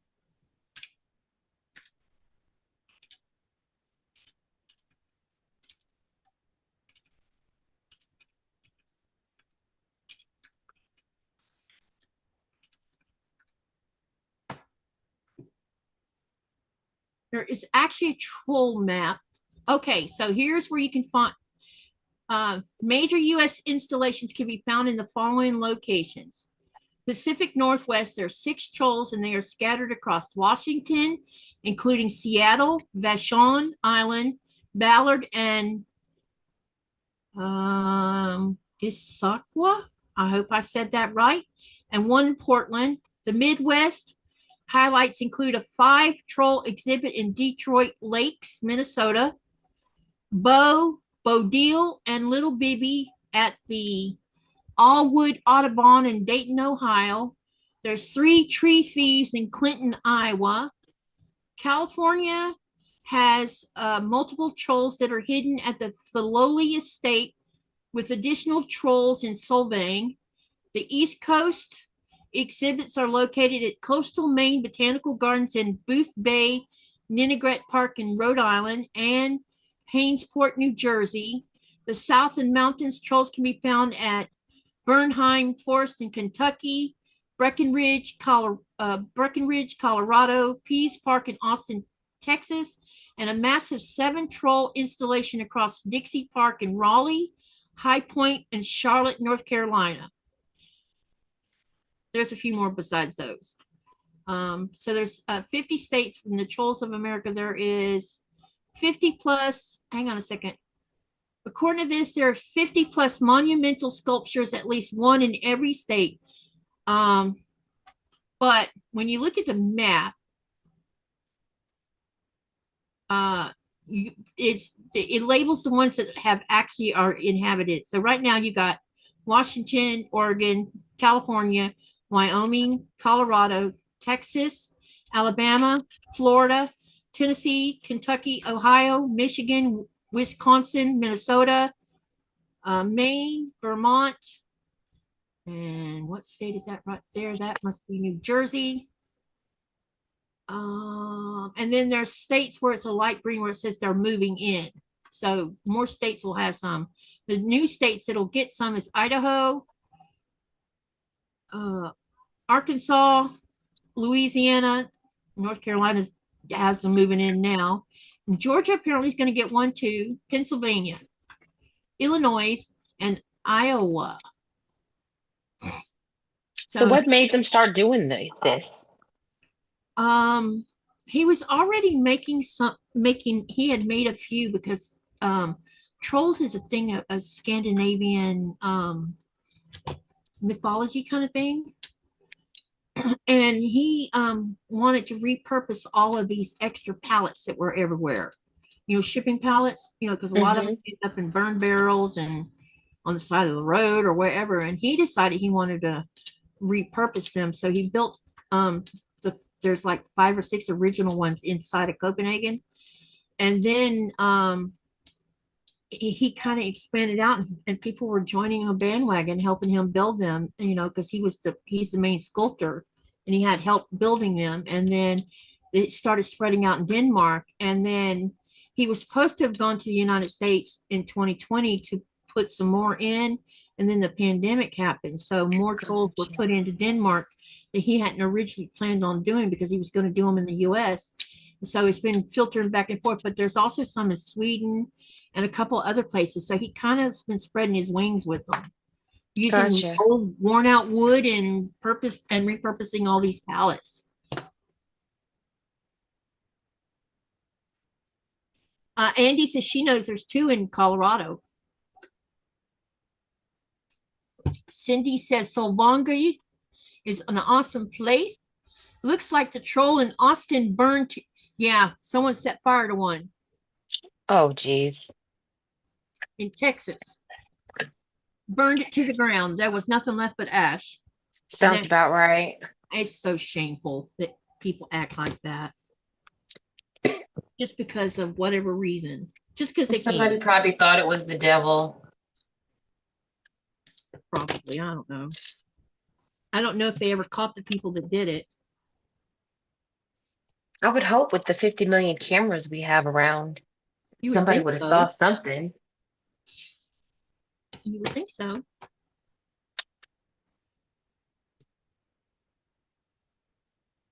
I don't understand why people think it's okay to deface and ruin things.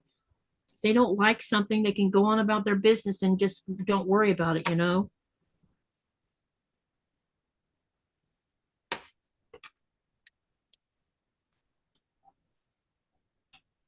Hey, Jan, welcome, welcome. Grant says the exhibit at the South Coast Botanic Garden is through October the 4th, has 12 trolls.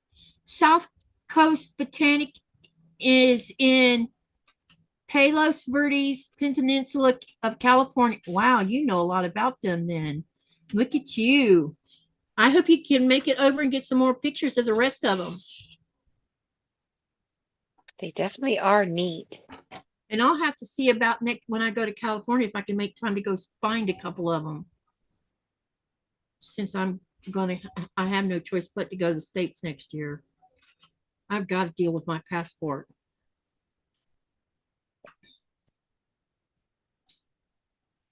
And you and I need to hook up when I get to the States. Absolutely.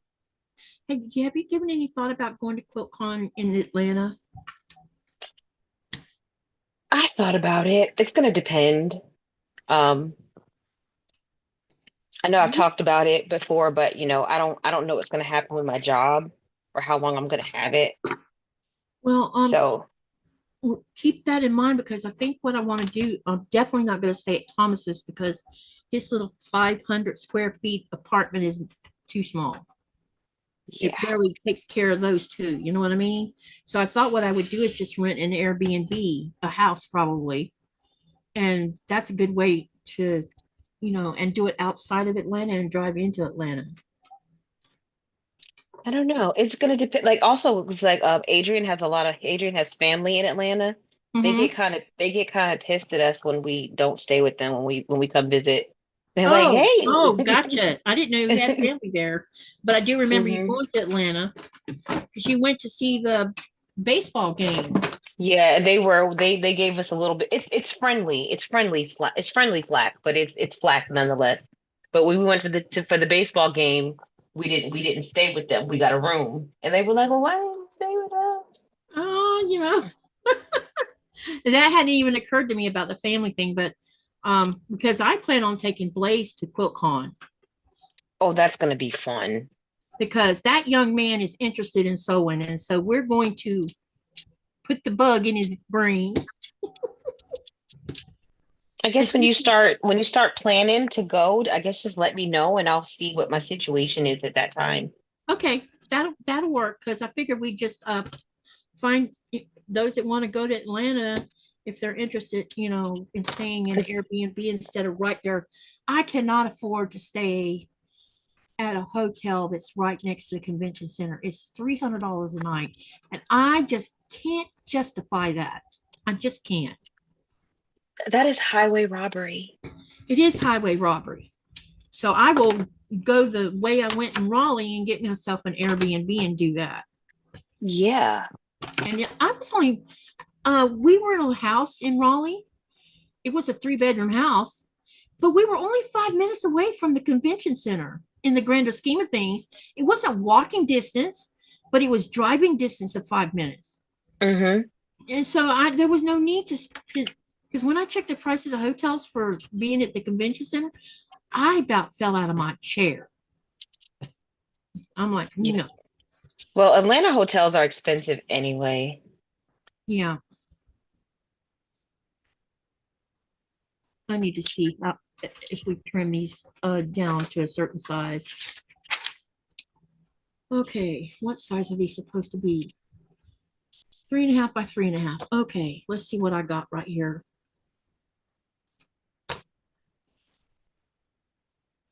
And I figure, you know, an Airbnb, at least then, you know, someone wants to share expenses because you know how it turned out to be? It was me and Christine and my daughter. And we split the cost of that Airbnb because we stayed there 4 nights, 3 days. There's nowhere you can stay at a hotel for $200. Nowhere. Mm-mm. For that many days.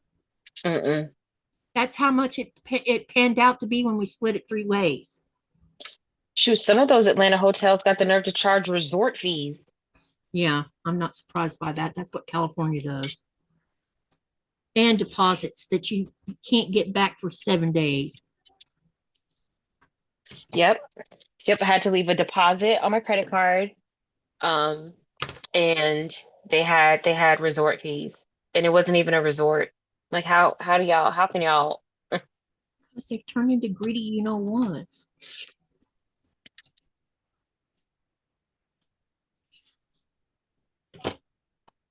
Some of those fees are just like junk fees. It shouldn't even be legal to get away with. I mean, some places they'll charge resort fees and then they'll charge you to park. And I'm just like, that's how Vegas is. It's that because the base price of the hotel might seem reasonable, but by the time they hit you with the resort fees and the parking fees, it's just like, y'all are crazy. Denise wants to know if your job is being threatened. It's been threatened for a while. I work for Wells Fargo in their mortgage division, mortgage servicing, and they have decided to get out of the servicing business. As far as servicing loans for other people, they're only going to potentially service the loans that they originate. So they've been selling off, they've been divesting our servicing portfolio now for years, but maybe 3 years. It's been like a three-year project, and it's definitely coming toward the end there. Oh, looks like there's some more discussion with the trolls up here too. Hang on a second. Let me backtrack a bit. Okay, I read what Grant said about the peninsula one. Jan said hi to us. Hey, Jan. Let me see here. And Rip It, Mona 2.0 is in here. Hi, girlfriend. Raven Hey, says the Ribbit, internet. Mona. Raven says the internet says that parks and cities are commissioning the trolls and community members help build them. Looks like Mount Pleasant, Wisconsin just commissioned one, so there will be one near Madison on top of the one in Milwaukee. And Denise says you can't trust cameras anymore. No, because we have the other thing, the AI stuff. And then Denise says, as long as someone finds a way to buy or pay for things, prices will continue to go up. Yep. And more people will do without, like they're doing right now. Apparently, Greenland is about to supplement, I think, at the tune of 40 million kroners. What's it called? Because the price of food has gone up like it has, everything that's imported in here has jumped. Like a half a kilo of beef is about $9 in US dollars. And so milk's gone up, cheese has gone up. And to make matters worse, some of these companies are shrinking their product while selling it at a high price. Which I think there should be a law against shrinkflation. So anyway, they're gonna supplement some people's income. That's awesome. Yeah, it has to be done because Nickel hasn't had a pay raise in a long time, and we're barely keeping up with the inflation right now. And I spent the whole first half of this year saving every penny I could save for this trip, and I learned a lot about the trip this go around. I could wait a minute, what's going on here? Oh, it's supposed to look like this, I think. Oh, I haven't done the, oh, that's why it doesn't look right. Okay. I hadn't finished it yet. I still got to put more on it. Oops. That's why it didn't look right. Okay. So, I had saved a lot. I've been saving since November, I think it was. And I also saved cash aside for my quilts, because when I went to Denmark, I had 6,000 Danish kroners for the quilting thing, because I didn't know what the cost was going to be to do 4 of them. And when I got the invoice, I about I couldn't believe that she had went so low on the cost of it, because I ended up only paying 500 and some before tax. There was a tax, and the tax was 900 kroners, which is about $100 worth of taxes. And but the actual quilting itself totaled out to be about 553 US dollars for 4 For quilts. 4 quilts? Yeah, That's incredible. it is incredible. I'm just blown away by that. And she, when she first quoted me, Diane helped me do the math, and because she quoted me at 300 kroners per square meter. And but then when I told her I was going to bring 3 quilts, she said, I'll give you a discount if I'm going to do 3 or more. But she didn't really say what kind of discount, and I didn't think to ask. And so me and Diane did the math, and that's about $35 per square meter, which is still cheaper than anywhere in the United States right now. And then when she did all 4 quilts, plus she provided, I paid for the cotton batting, but she must have given me a discount even on the cotton batting that I paid for her to put in the quilt. Nice. She let me use her sewing machine to get the back 2 of the backings ready to go on my quilts. I mean, she didn't have to do any of that. She could have just said, nope, it's not doing it.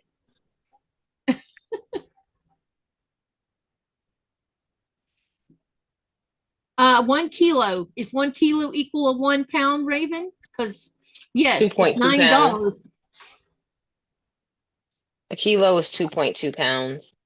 So if a pound of ground beef is running you $9. Did I say a kilo? I meant a half a kilo. I'm you sorry. you said half a kilo.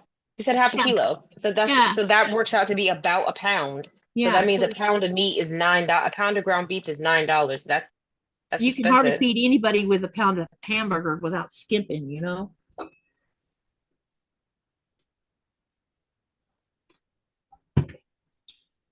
It's about time for me to get out of here. I gotta go get the baby. I figured it would be soon. Let me see what time it is.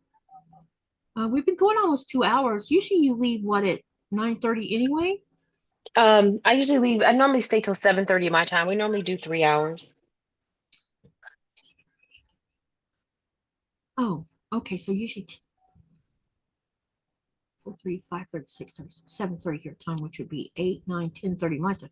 Okay, so you're just leaving an hour early. That's all. It's okay. Okay. I knew you were going to have to do this because you have a baby to go take care of. Yeah, she didn't tell me until like the last minute that she had to work today. It's okay. You get to spend time with the little one. I know. And I would love to spend time with my little ones. Only one of them's not little anymore. Well, actually, 3 of them are not little anymore. I mean, we got one that's going to be, oh my God, it's freaky. She's going to be 15 in December. What? The oldest one, she'll be 15 in December. Blaze just turned 10 last week. Aria turned 8. And the littlest one, the youngest one, she's 6 now. And it just seems like they were just babies yesterday. Now they're not. No, they're not. That youngest one can talk just as good as one of the older ones. It's funny. And Blaze is so mature for a 10-year-old. Just, I hope he does well in 5th grade. And I hope that they really help urge his gifted, because he's gifted in math. He told me, he says, Grandma, they called me gifted in math. I said, well, that's a good thing. And I said, what do you think about that? He says, I don't know. Does that mean that's a good thing? I'm like, of course it does. Mm-hmm. It means that you know more about math than most kids your age. Yeah, I was definitely a math and science girly. I love science. And he seems to like science too. Welcome back, Mona. How long? Wait. His long little legs will have rolls soon, says Raven, talking about your grandbaby. I know. I'm so excited for the rolls because he's the little guy. He was born, 6 pounds, 11 ounces. So he's gained about 2 pounds since he was born. So he's just now starting to pick up a little bit of weight. He sure does got some long legs on him. Because my smallest baby was bigger than him. All my kids were born a little larger than he was. Yeah. Denise So says, it felt so weird holding him. He was so tiny. I would love to see him in person. Denise says, we had days in the 70s where dinner was a couple slices of bread with gravy and a canned vegetable. No guarantee that meat would be served, but that gravy was the best. I remember a winter in the 70s, now that you mentioned that, where my dad got laid off from his job and he hunted deer. He got laid off right as hunting season started or something like that.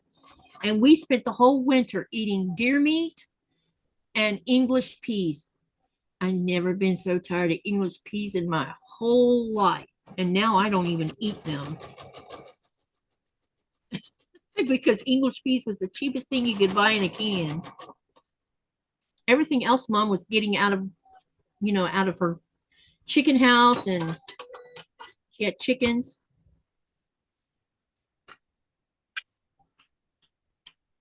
So I remember those times and I guess I don't know why they should have been food assistance, but I guess they wasn't.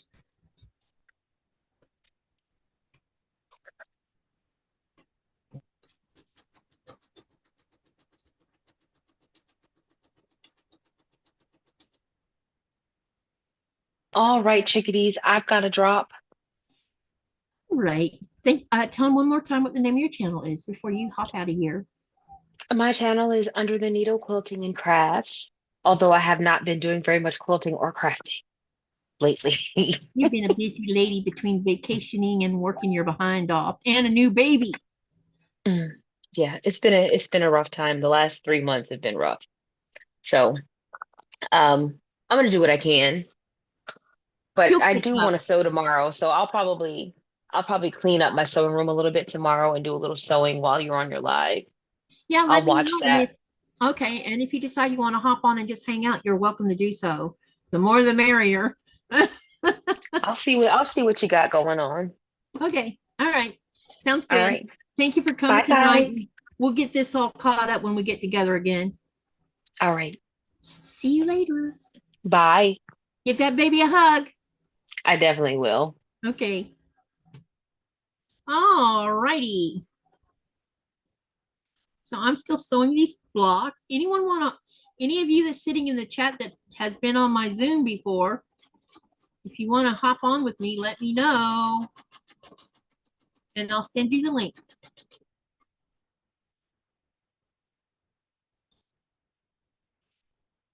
Most people don't know how to hunt for their family anymore. And also finding access to hunting grounds can be hard if you don't have national state parks around. My dad never hunted in a state park that I know of. There was woods behind our house. He'd go hunt in the woods.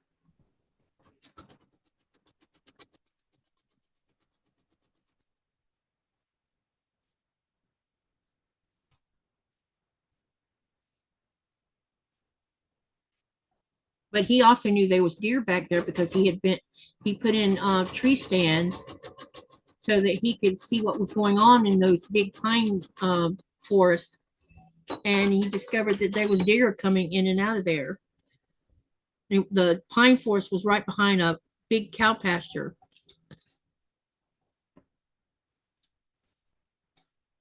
Probably belonged to the same guy that owned the house.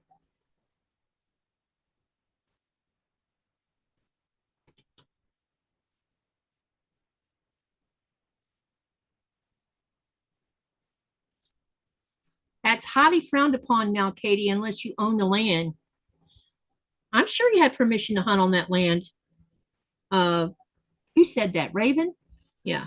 I'm pretty sure he had permission to hunt on the land because it belonged to the man that had the cows.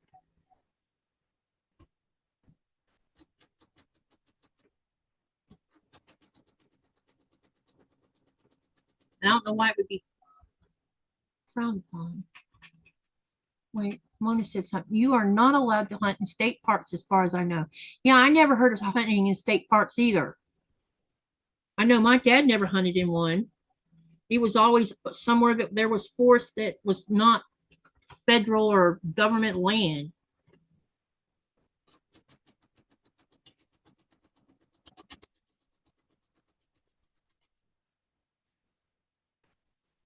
I was a young kid when he did all of that.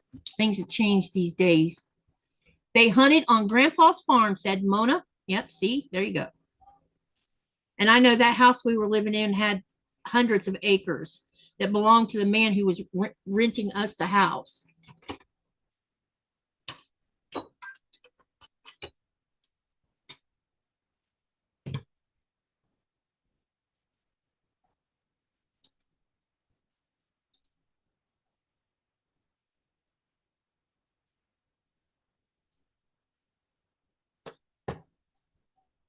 People should be able to hunt if they, need to feed their family. Food manufacturers has made everybody dependent on them to eat.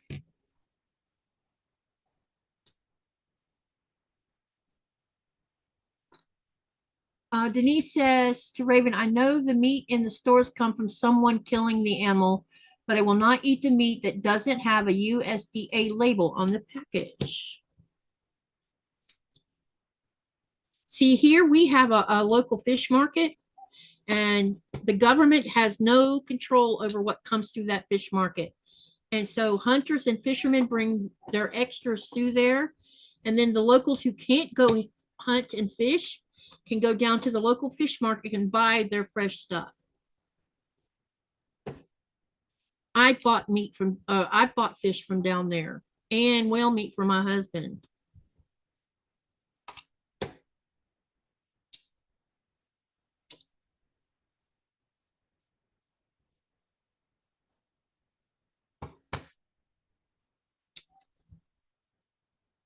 Happy animals taste better than store meat. Yes, indeedy.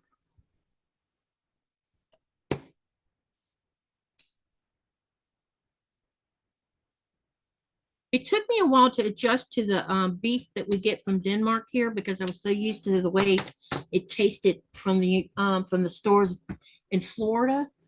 But now I don't even notice the difference anymore because I finally adjusted to the taste of it. Don't have to eat meat, just saying. So I would never go without not eating meat, Jan. I'm a meat eater all the way.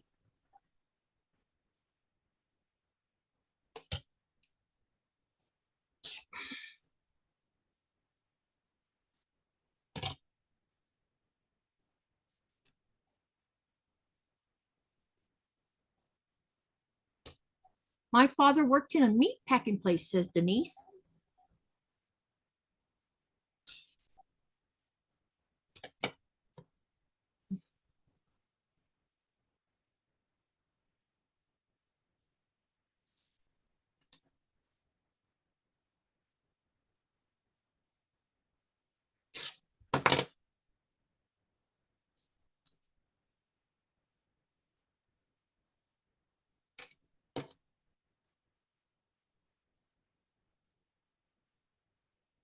I'm gonna wait to trim this stuff up before I go chopping away. I'm gonna fold it in half and make sure.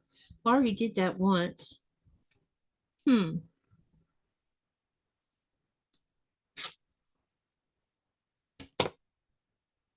We ate a lot of stuff in the garden too. Yeah, my mom had a big garden when I was growing up.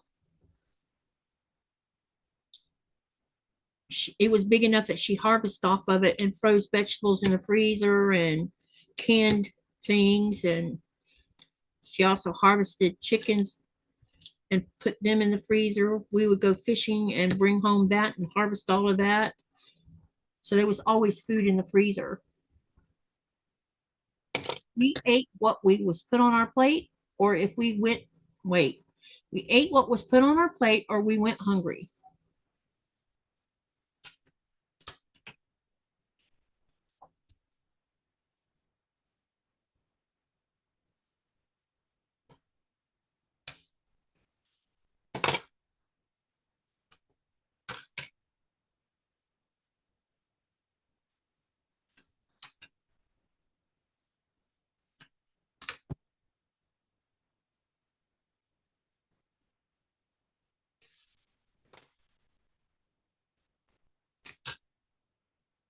I have little baby eggplants growing, says Raven.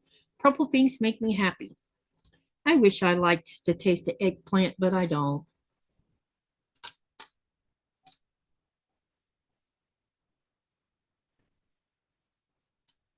I don't eat that, and I don't eat squash either.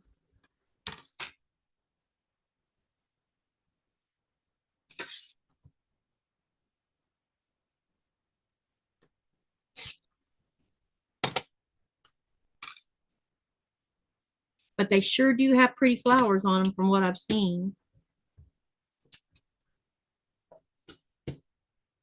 Okay. That's something that's not pressed.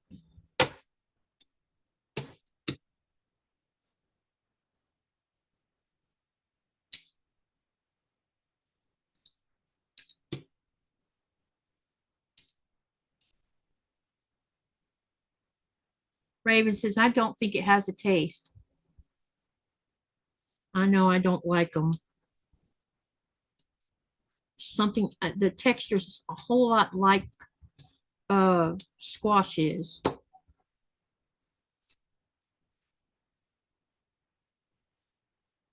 I think a lot of my things that I don't eat is because of texture. Because I don't eat squash, eggplant. Let's see what else. I don't eat beets or rutabagas or cantaloupe or honeydew. Any of those I don't eat. I used to like watermelon, but now I don't even eat that.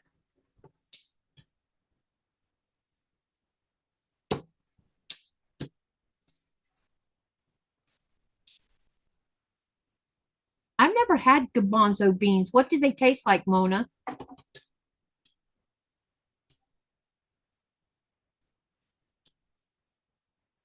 Did you end up trying king? No. Nope. I didn't even try it. Although I have to say it was interesting watching Nikolai and his dad and his half sister eat wild boar. Because all three of them were eating it.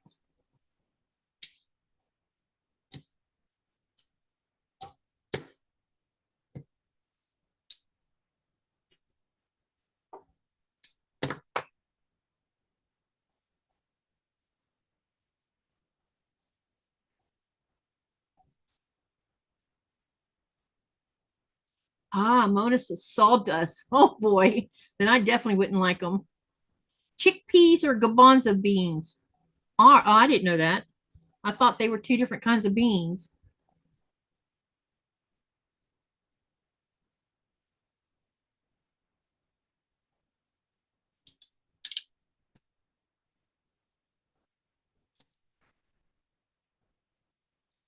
Yep, they were chowing out on the wild boar. It was funny watching them. I asked Nikolai if it tasted strong, and he says, yep. That's why I didn't eat any of it. Because he knew what would happen if I ate it. My sensitive little palate would have had me going to the bathroom.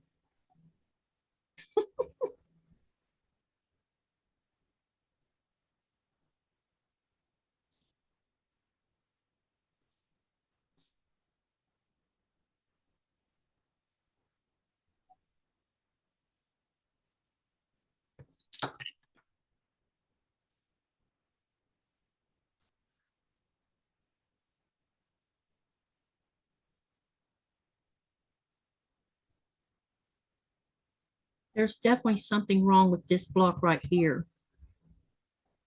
This is wrong right here.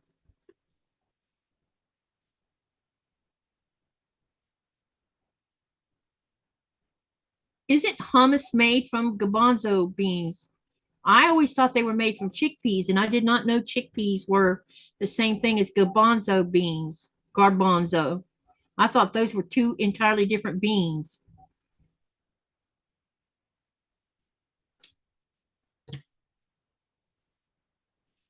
Because I kind of sort of like hummus, but only if it's put with other things, like put in a sandwich. a chicken sandwich with other things, I'll eat that like hummus with it, you know, on it. But if I won't eat hummus by itself. Yep, there is something seriously wrong with this one block right here. But that's what it's supposed to look like, y'all.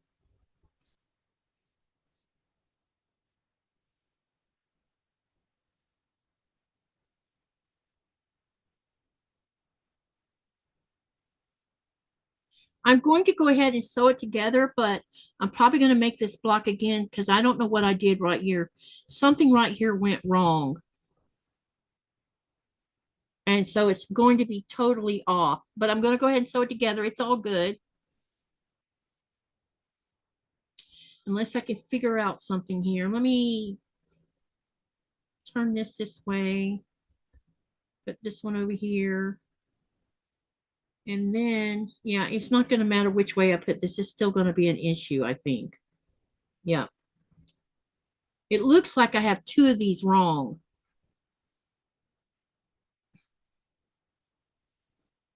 I dip broccoli and garlic hummus for a snack at work instead of finding junk. Not as fulfilling, but it works. Hey, whatever works. Yep.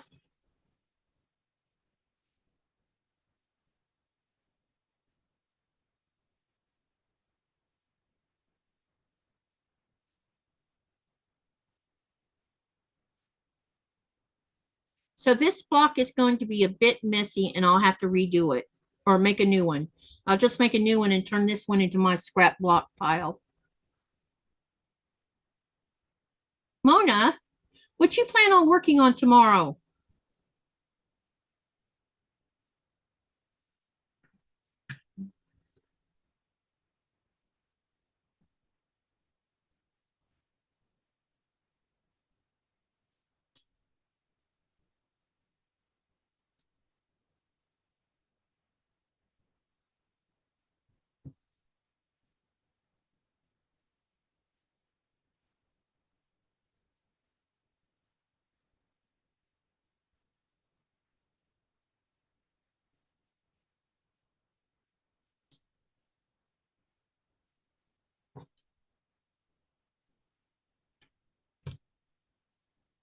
How do you cook your broccoli, Raven?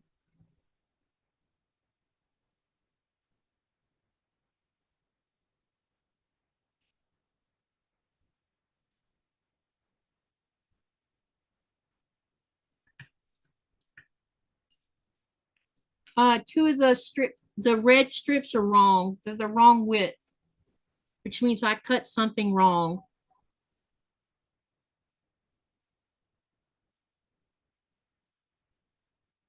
But it's okay. I'll use this on my scrap block quilt and just make a new one where it's correct. I'll show it to you when I get it sewn together of what's wrong with it.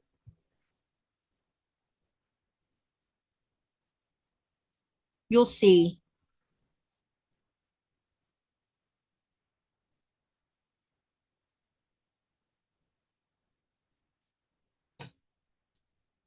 Just raw broccoli. Yum. I also like steamed broccoli.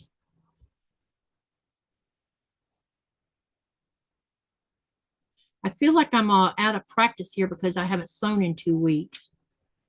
I think that might be part of the problem. You know how you stay in a rhythm when you sew on a regular basis. And then I was gone for 2 weeks without sewing, and I feel like I don't know, can't explain it. I feel like I'm out of sorts right now. I pack him, I pack him celery, carrots, and broccoli for his work with hummus.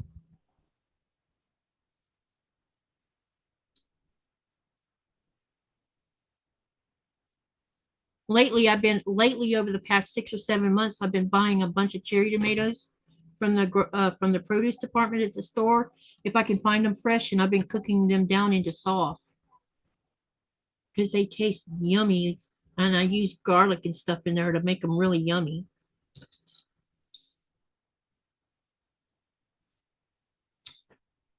Let's switch feet.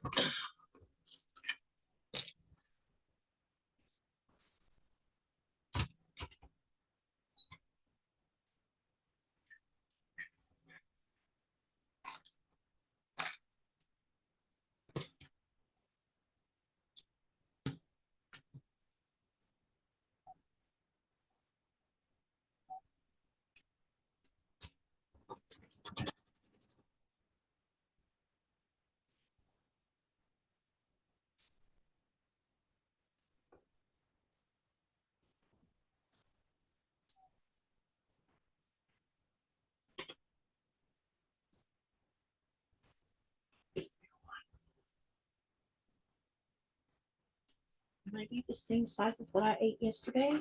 Start out with just that one to start with and see what happens.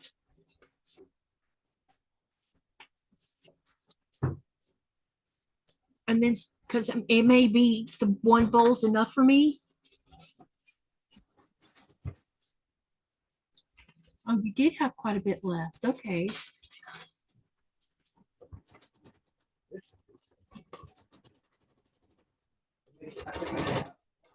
Okay. Be right back. Going to water the garden, says Raven. Oh, you should take a picture of your garden, Raven, so we can see it. You can post it on the community tab if you want to. If you want to take pictures of it that way, anyway. I would love to see your garden.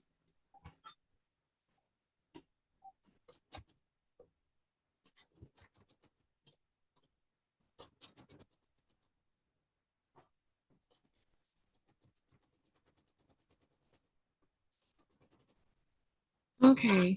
This is. Did you answer your poll? No, not yet. Speaking of which, let me see where it's. Let me see. I hadn't even looked at it since I posted it. Can I please look at the, oh, here we go. Wow, two of them are tied with each other. Huh?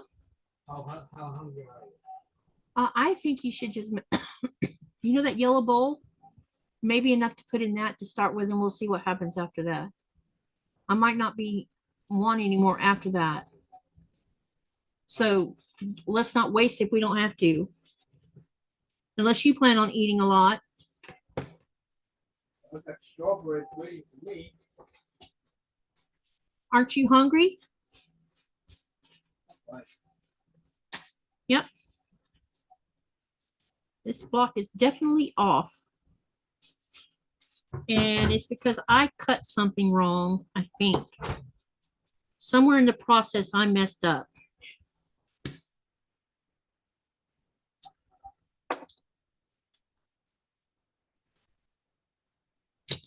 I'll do the poll here directly, Denise.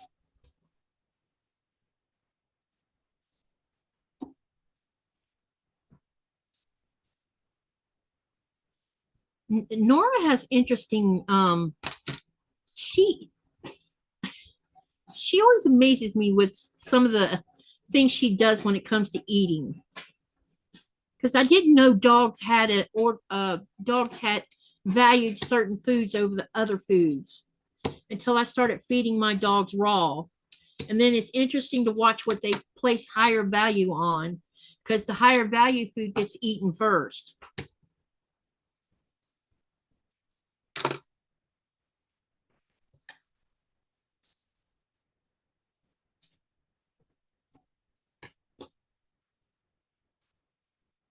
Okay, so there's a problem here and here, and it's because these two strips, if you notice, these are narrower. This is wider, and it shouldn't be. So something I did is wrong. Hey, Marie, how are you? She says, well, hello, Katie. First time I'm catching your live. Well, thank you for hopping in. It's nice to see you here. Okay, so while I'll answer the poll here directly. So some days, this is what I can give you an idea of how I feed Nora. As most of you know, I put her on a more restrictive raw diet because she had gotten too heavy. She wasn't obese though. I did go to 2 different Dotson websites, and both of them showed 4 different views of, or 4 different levels of a Dotson when it comes to body weight, health, and where they should actually be for a standard female. And she was overweight, but she wasn't obese. She hadn't reached obesity yet. And that's why the vet had only mentioned her losing about 2 kilos, and that would probably be enough. And so I've been, as most of you know, I've been restricting her. And it's been a journey with her because she has protested loudly about it. And but I've got 2 kilos off of her now, and now I got to figure out, because it looks like she's still losing a little bit, maybe. And so I need to figure out how to moderate it where she doesn't lose anymore, because she really doesn't. She a standard Dachshund can weigh between 9 to 10 kilos. That's the recommended, and it's based on how the animal also looks. And when you run your hand along the rib cage, that also can play a factor in determining which weight better suits the dog. So she's sitting at 10 kilos right now. But when you run your hand along her rib cage, you can actually feel her ribs. I mean, every one of them you can feel. Also, you can see the curve in front of the hip going to the rib cage.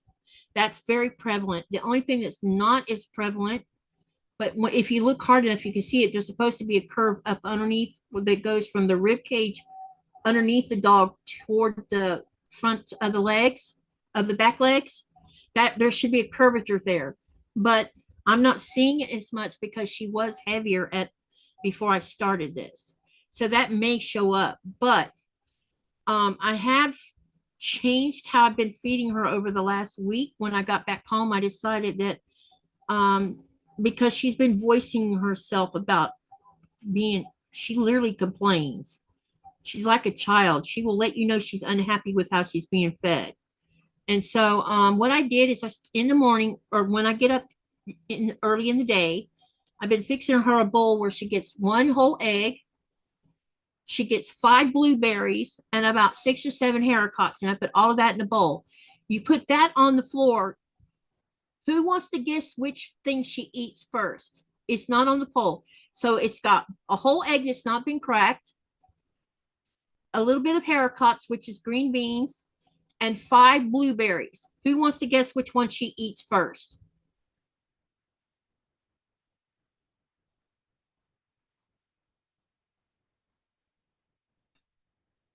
Yes, I will be doing that, Denise. I'm pretty sure I did a miscut here, probably. But yeah, I will be rereading the whole instructions because I'm pretty sure I know where I went wrong. Who wants to guess what she eats first in her morning bowl?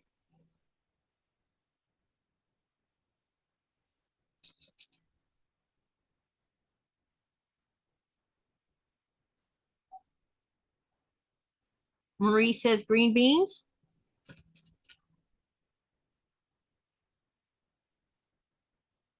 Anyone else want to venture an answer? Grant says blueberries.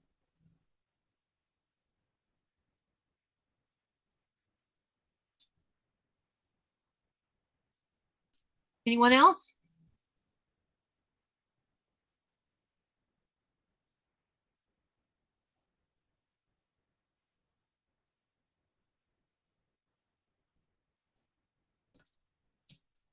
No one else wants to answer that question?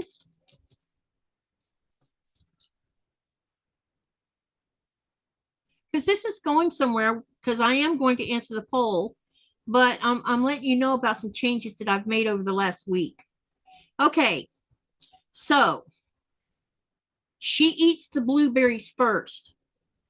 Then she eats, oh wait, I forgot. I also add a tablespoon. I've been adding I forgot I added one other thing.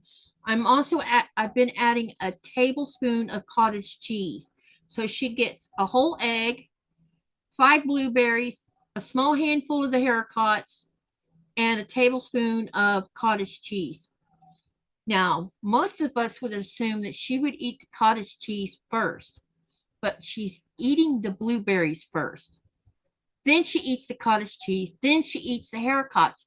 The egg is still at the low end of what she finds to be high. In fact, it's a low priority to eat the egg. Then she eats the egg. Now, because I'm feeding her this way where the egg is not being put in with the meat, she is eating the shell now when she wasn't eating the shell. She's been off and on again. For a while there, she would eat shells every day. the whole thing. She would eat all of it. She would suck out the middle first, and then finish the shell last. But since I started doing the morning ritual, she is eating the whole egg now instead of part of it. Now I asked a question about the poll says, which item do you think Nora will eat first? Now tonight we fed her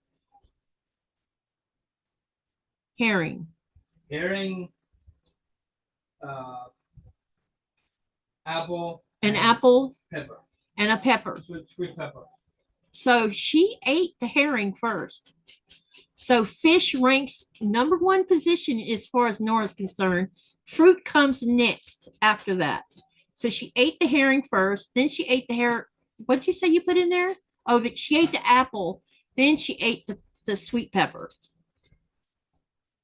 And she does this. Sometimes we'll put like a chicken leg and put one of the fruit things in her bowl along with haricots or something. And she always will eat the fruit before she eats anything if there's no fish involved. When fish or whale meat are involved, it ranks at the top of her idea of what she finds to be how she ranks her food. So the first thing she will eat is fish. So those of you who put 44% of you voted for fish, 41% voted for apples, which would be the second thing she ate. The third thing she would have eaten, if this was the combination in her bowl, she would have ate the haricots next, and the pepper would have been last. If that was the combination I used for a nightly one. Hi there, KK, how are you? Why only 5 blueberries? Because there's some, she would gorge herself on blueberries if I dropped a bunch of them in there. And there's sugar in blueberries, and actually any kind of berry is edible for dogs, but they're not, they're meant to eat them in moderation, not totally graze on it only. And she would graze totally on it if she had a bunch of it in her bowl. And then the penalty would be paid later outside. So I limit that because of the sugar content within the blueberries. Because sugar can be turned to fat. But it has antioxidants and everything else in it that is good for a dog. Good for human beings too. And if a human is, and the berry family ranks up in the top best thing to eat for humans because the sugar content's not as bad. And also it's loaded with antioxidants and other things that are good for the body. KK says, just getting ready to start making makeup pads. Oh, that's interesting.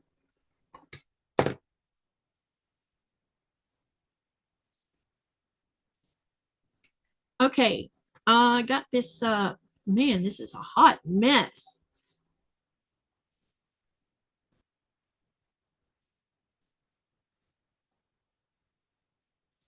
Hi, everyone. Lurking, says Mona. Did Mona ever answer my question, by the way? I need a back scroll.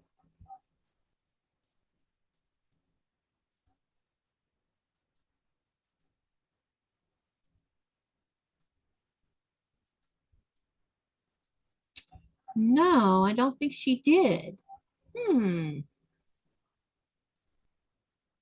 Makeup remove pads. Did I read that wrong? No, I didn't. Oh, got you.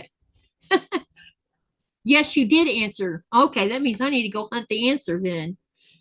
All right, where'd you answer it at? It must have been before we started talking about food.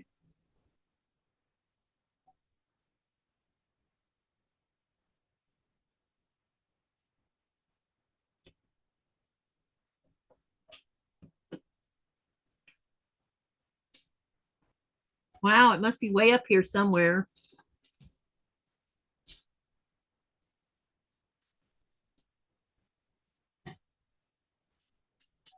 Because we were talking about hunt. I had asked what you what you planned on sewing tomorrow.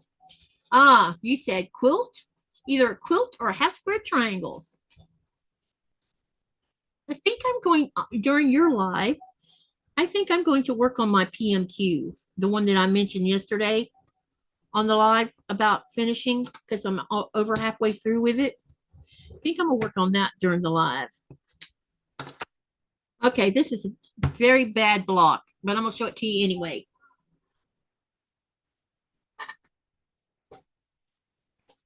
This is all a hot mess. Will it taste or Is it too hot? nope.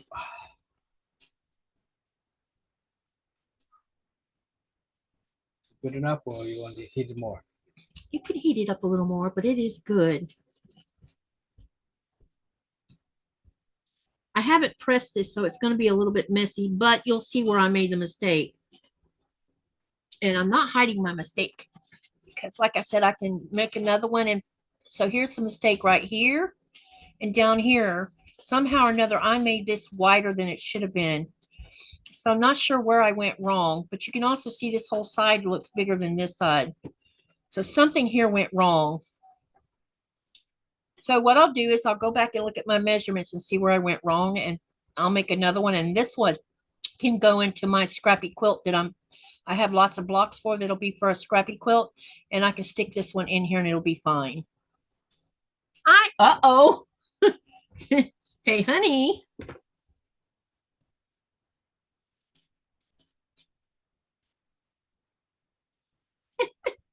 I need some. Yeah, I'm not even going to say it because he'll be over here. KK, my daughter loves those. I bought some from Joe. I also have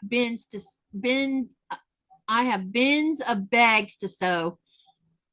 Yeah, you know, I don't even know how to make a bag. Anyway, did everybody see this? You can see the mistake.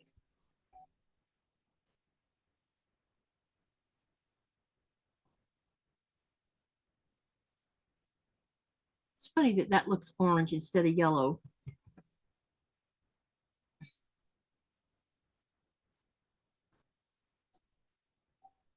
Are you making more blocks like this one for your quilt? No. This is one of the Sewcialites blocks.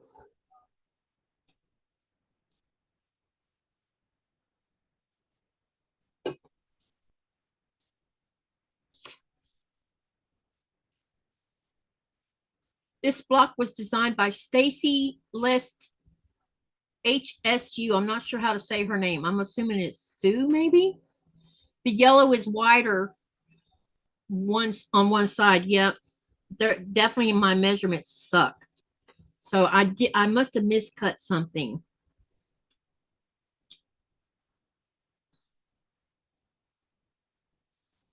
Or it was the way I did these. Yeah, I bet this is where it went wrong right here.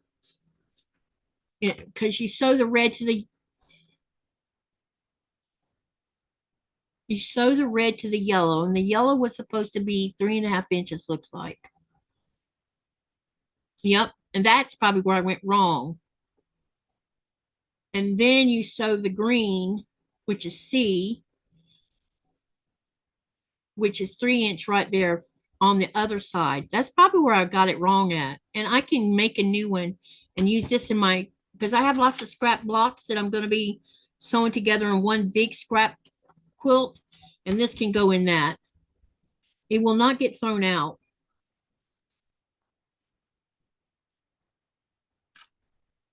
So will it really, huh? The yellow is, wait, I don't know what you mean, Denise. Can you, is that to the other comment? Are you making more blocks like this one for the quilt? No, because it's for Sewcialites. But I do have a bunch of orphan blocks that's going to go into a scrap quilt top. So this can go in that. No, to me it does. Because the rest of my, yeah, it would bug me. because the rest of my blocks look pretty good for Sewcialites. And I don't mind making it again. It'll help me resolve where I went wrong with this to start with, because I went wrong. Oh, look at here. These are all. I did the whole thing wrong. Wow.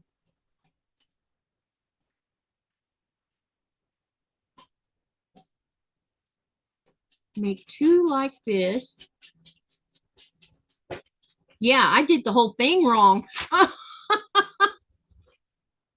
Okay. Now that I know that. Okay. Yeah, I did the whole thing wrong. Yeah, because I'm about to stop the live. Okay, everyone. Tomorrow, 4:30 Eastern Standard Time starts triple play time.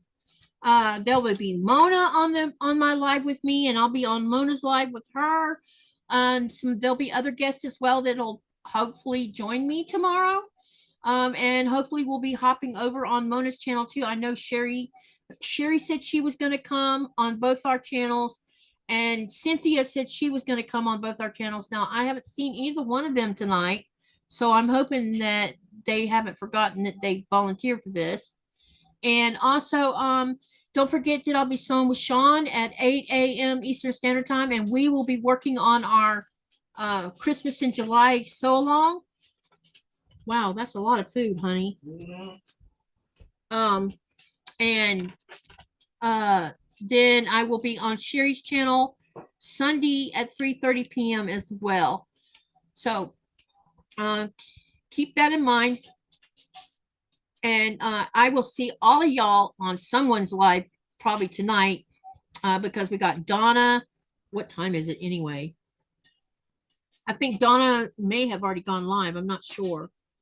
But Becca's going to be live tonight. So it's Donna, Becca, and then William will be live too, of course. So don't forget about William's live. And I'll see y'all somewhere in between all of this. And then I'll see you tomorrow at 4:30 Eastern Standard Time. So remember to live, laugh, love, and dream. What do you do with all that? You make something beautiful or go do something kind for someone else, because you never know. It might change their whole world. Love you guys. See you tomorrow. Cindy Surratt and Decos. All right, let me end this live.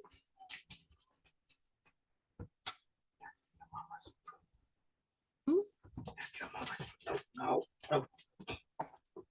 Oh, gosh. Where is...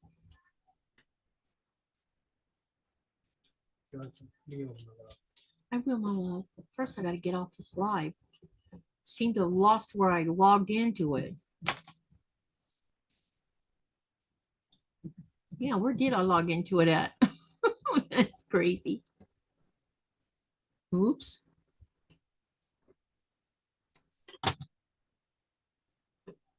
Oh, goodness. Hold on, y'all. I'm trying to get up. I'm trying to shut it down.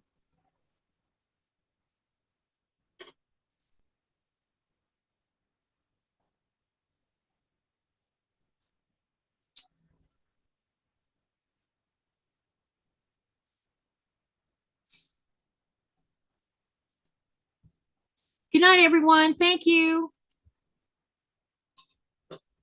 If it lets me stop, there we go.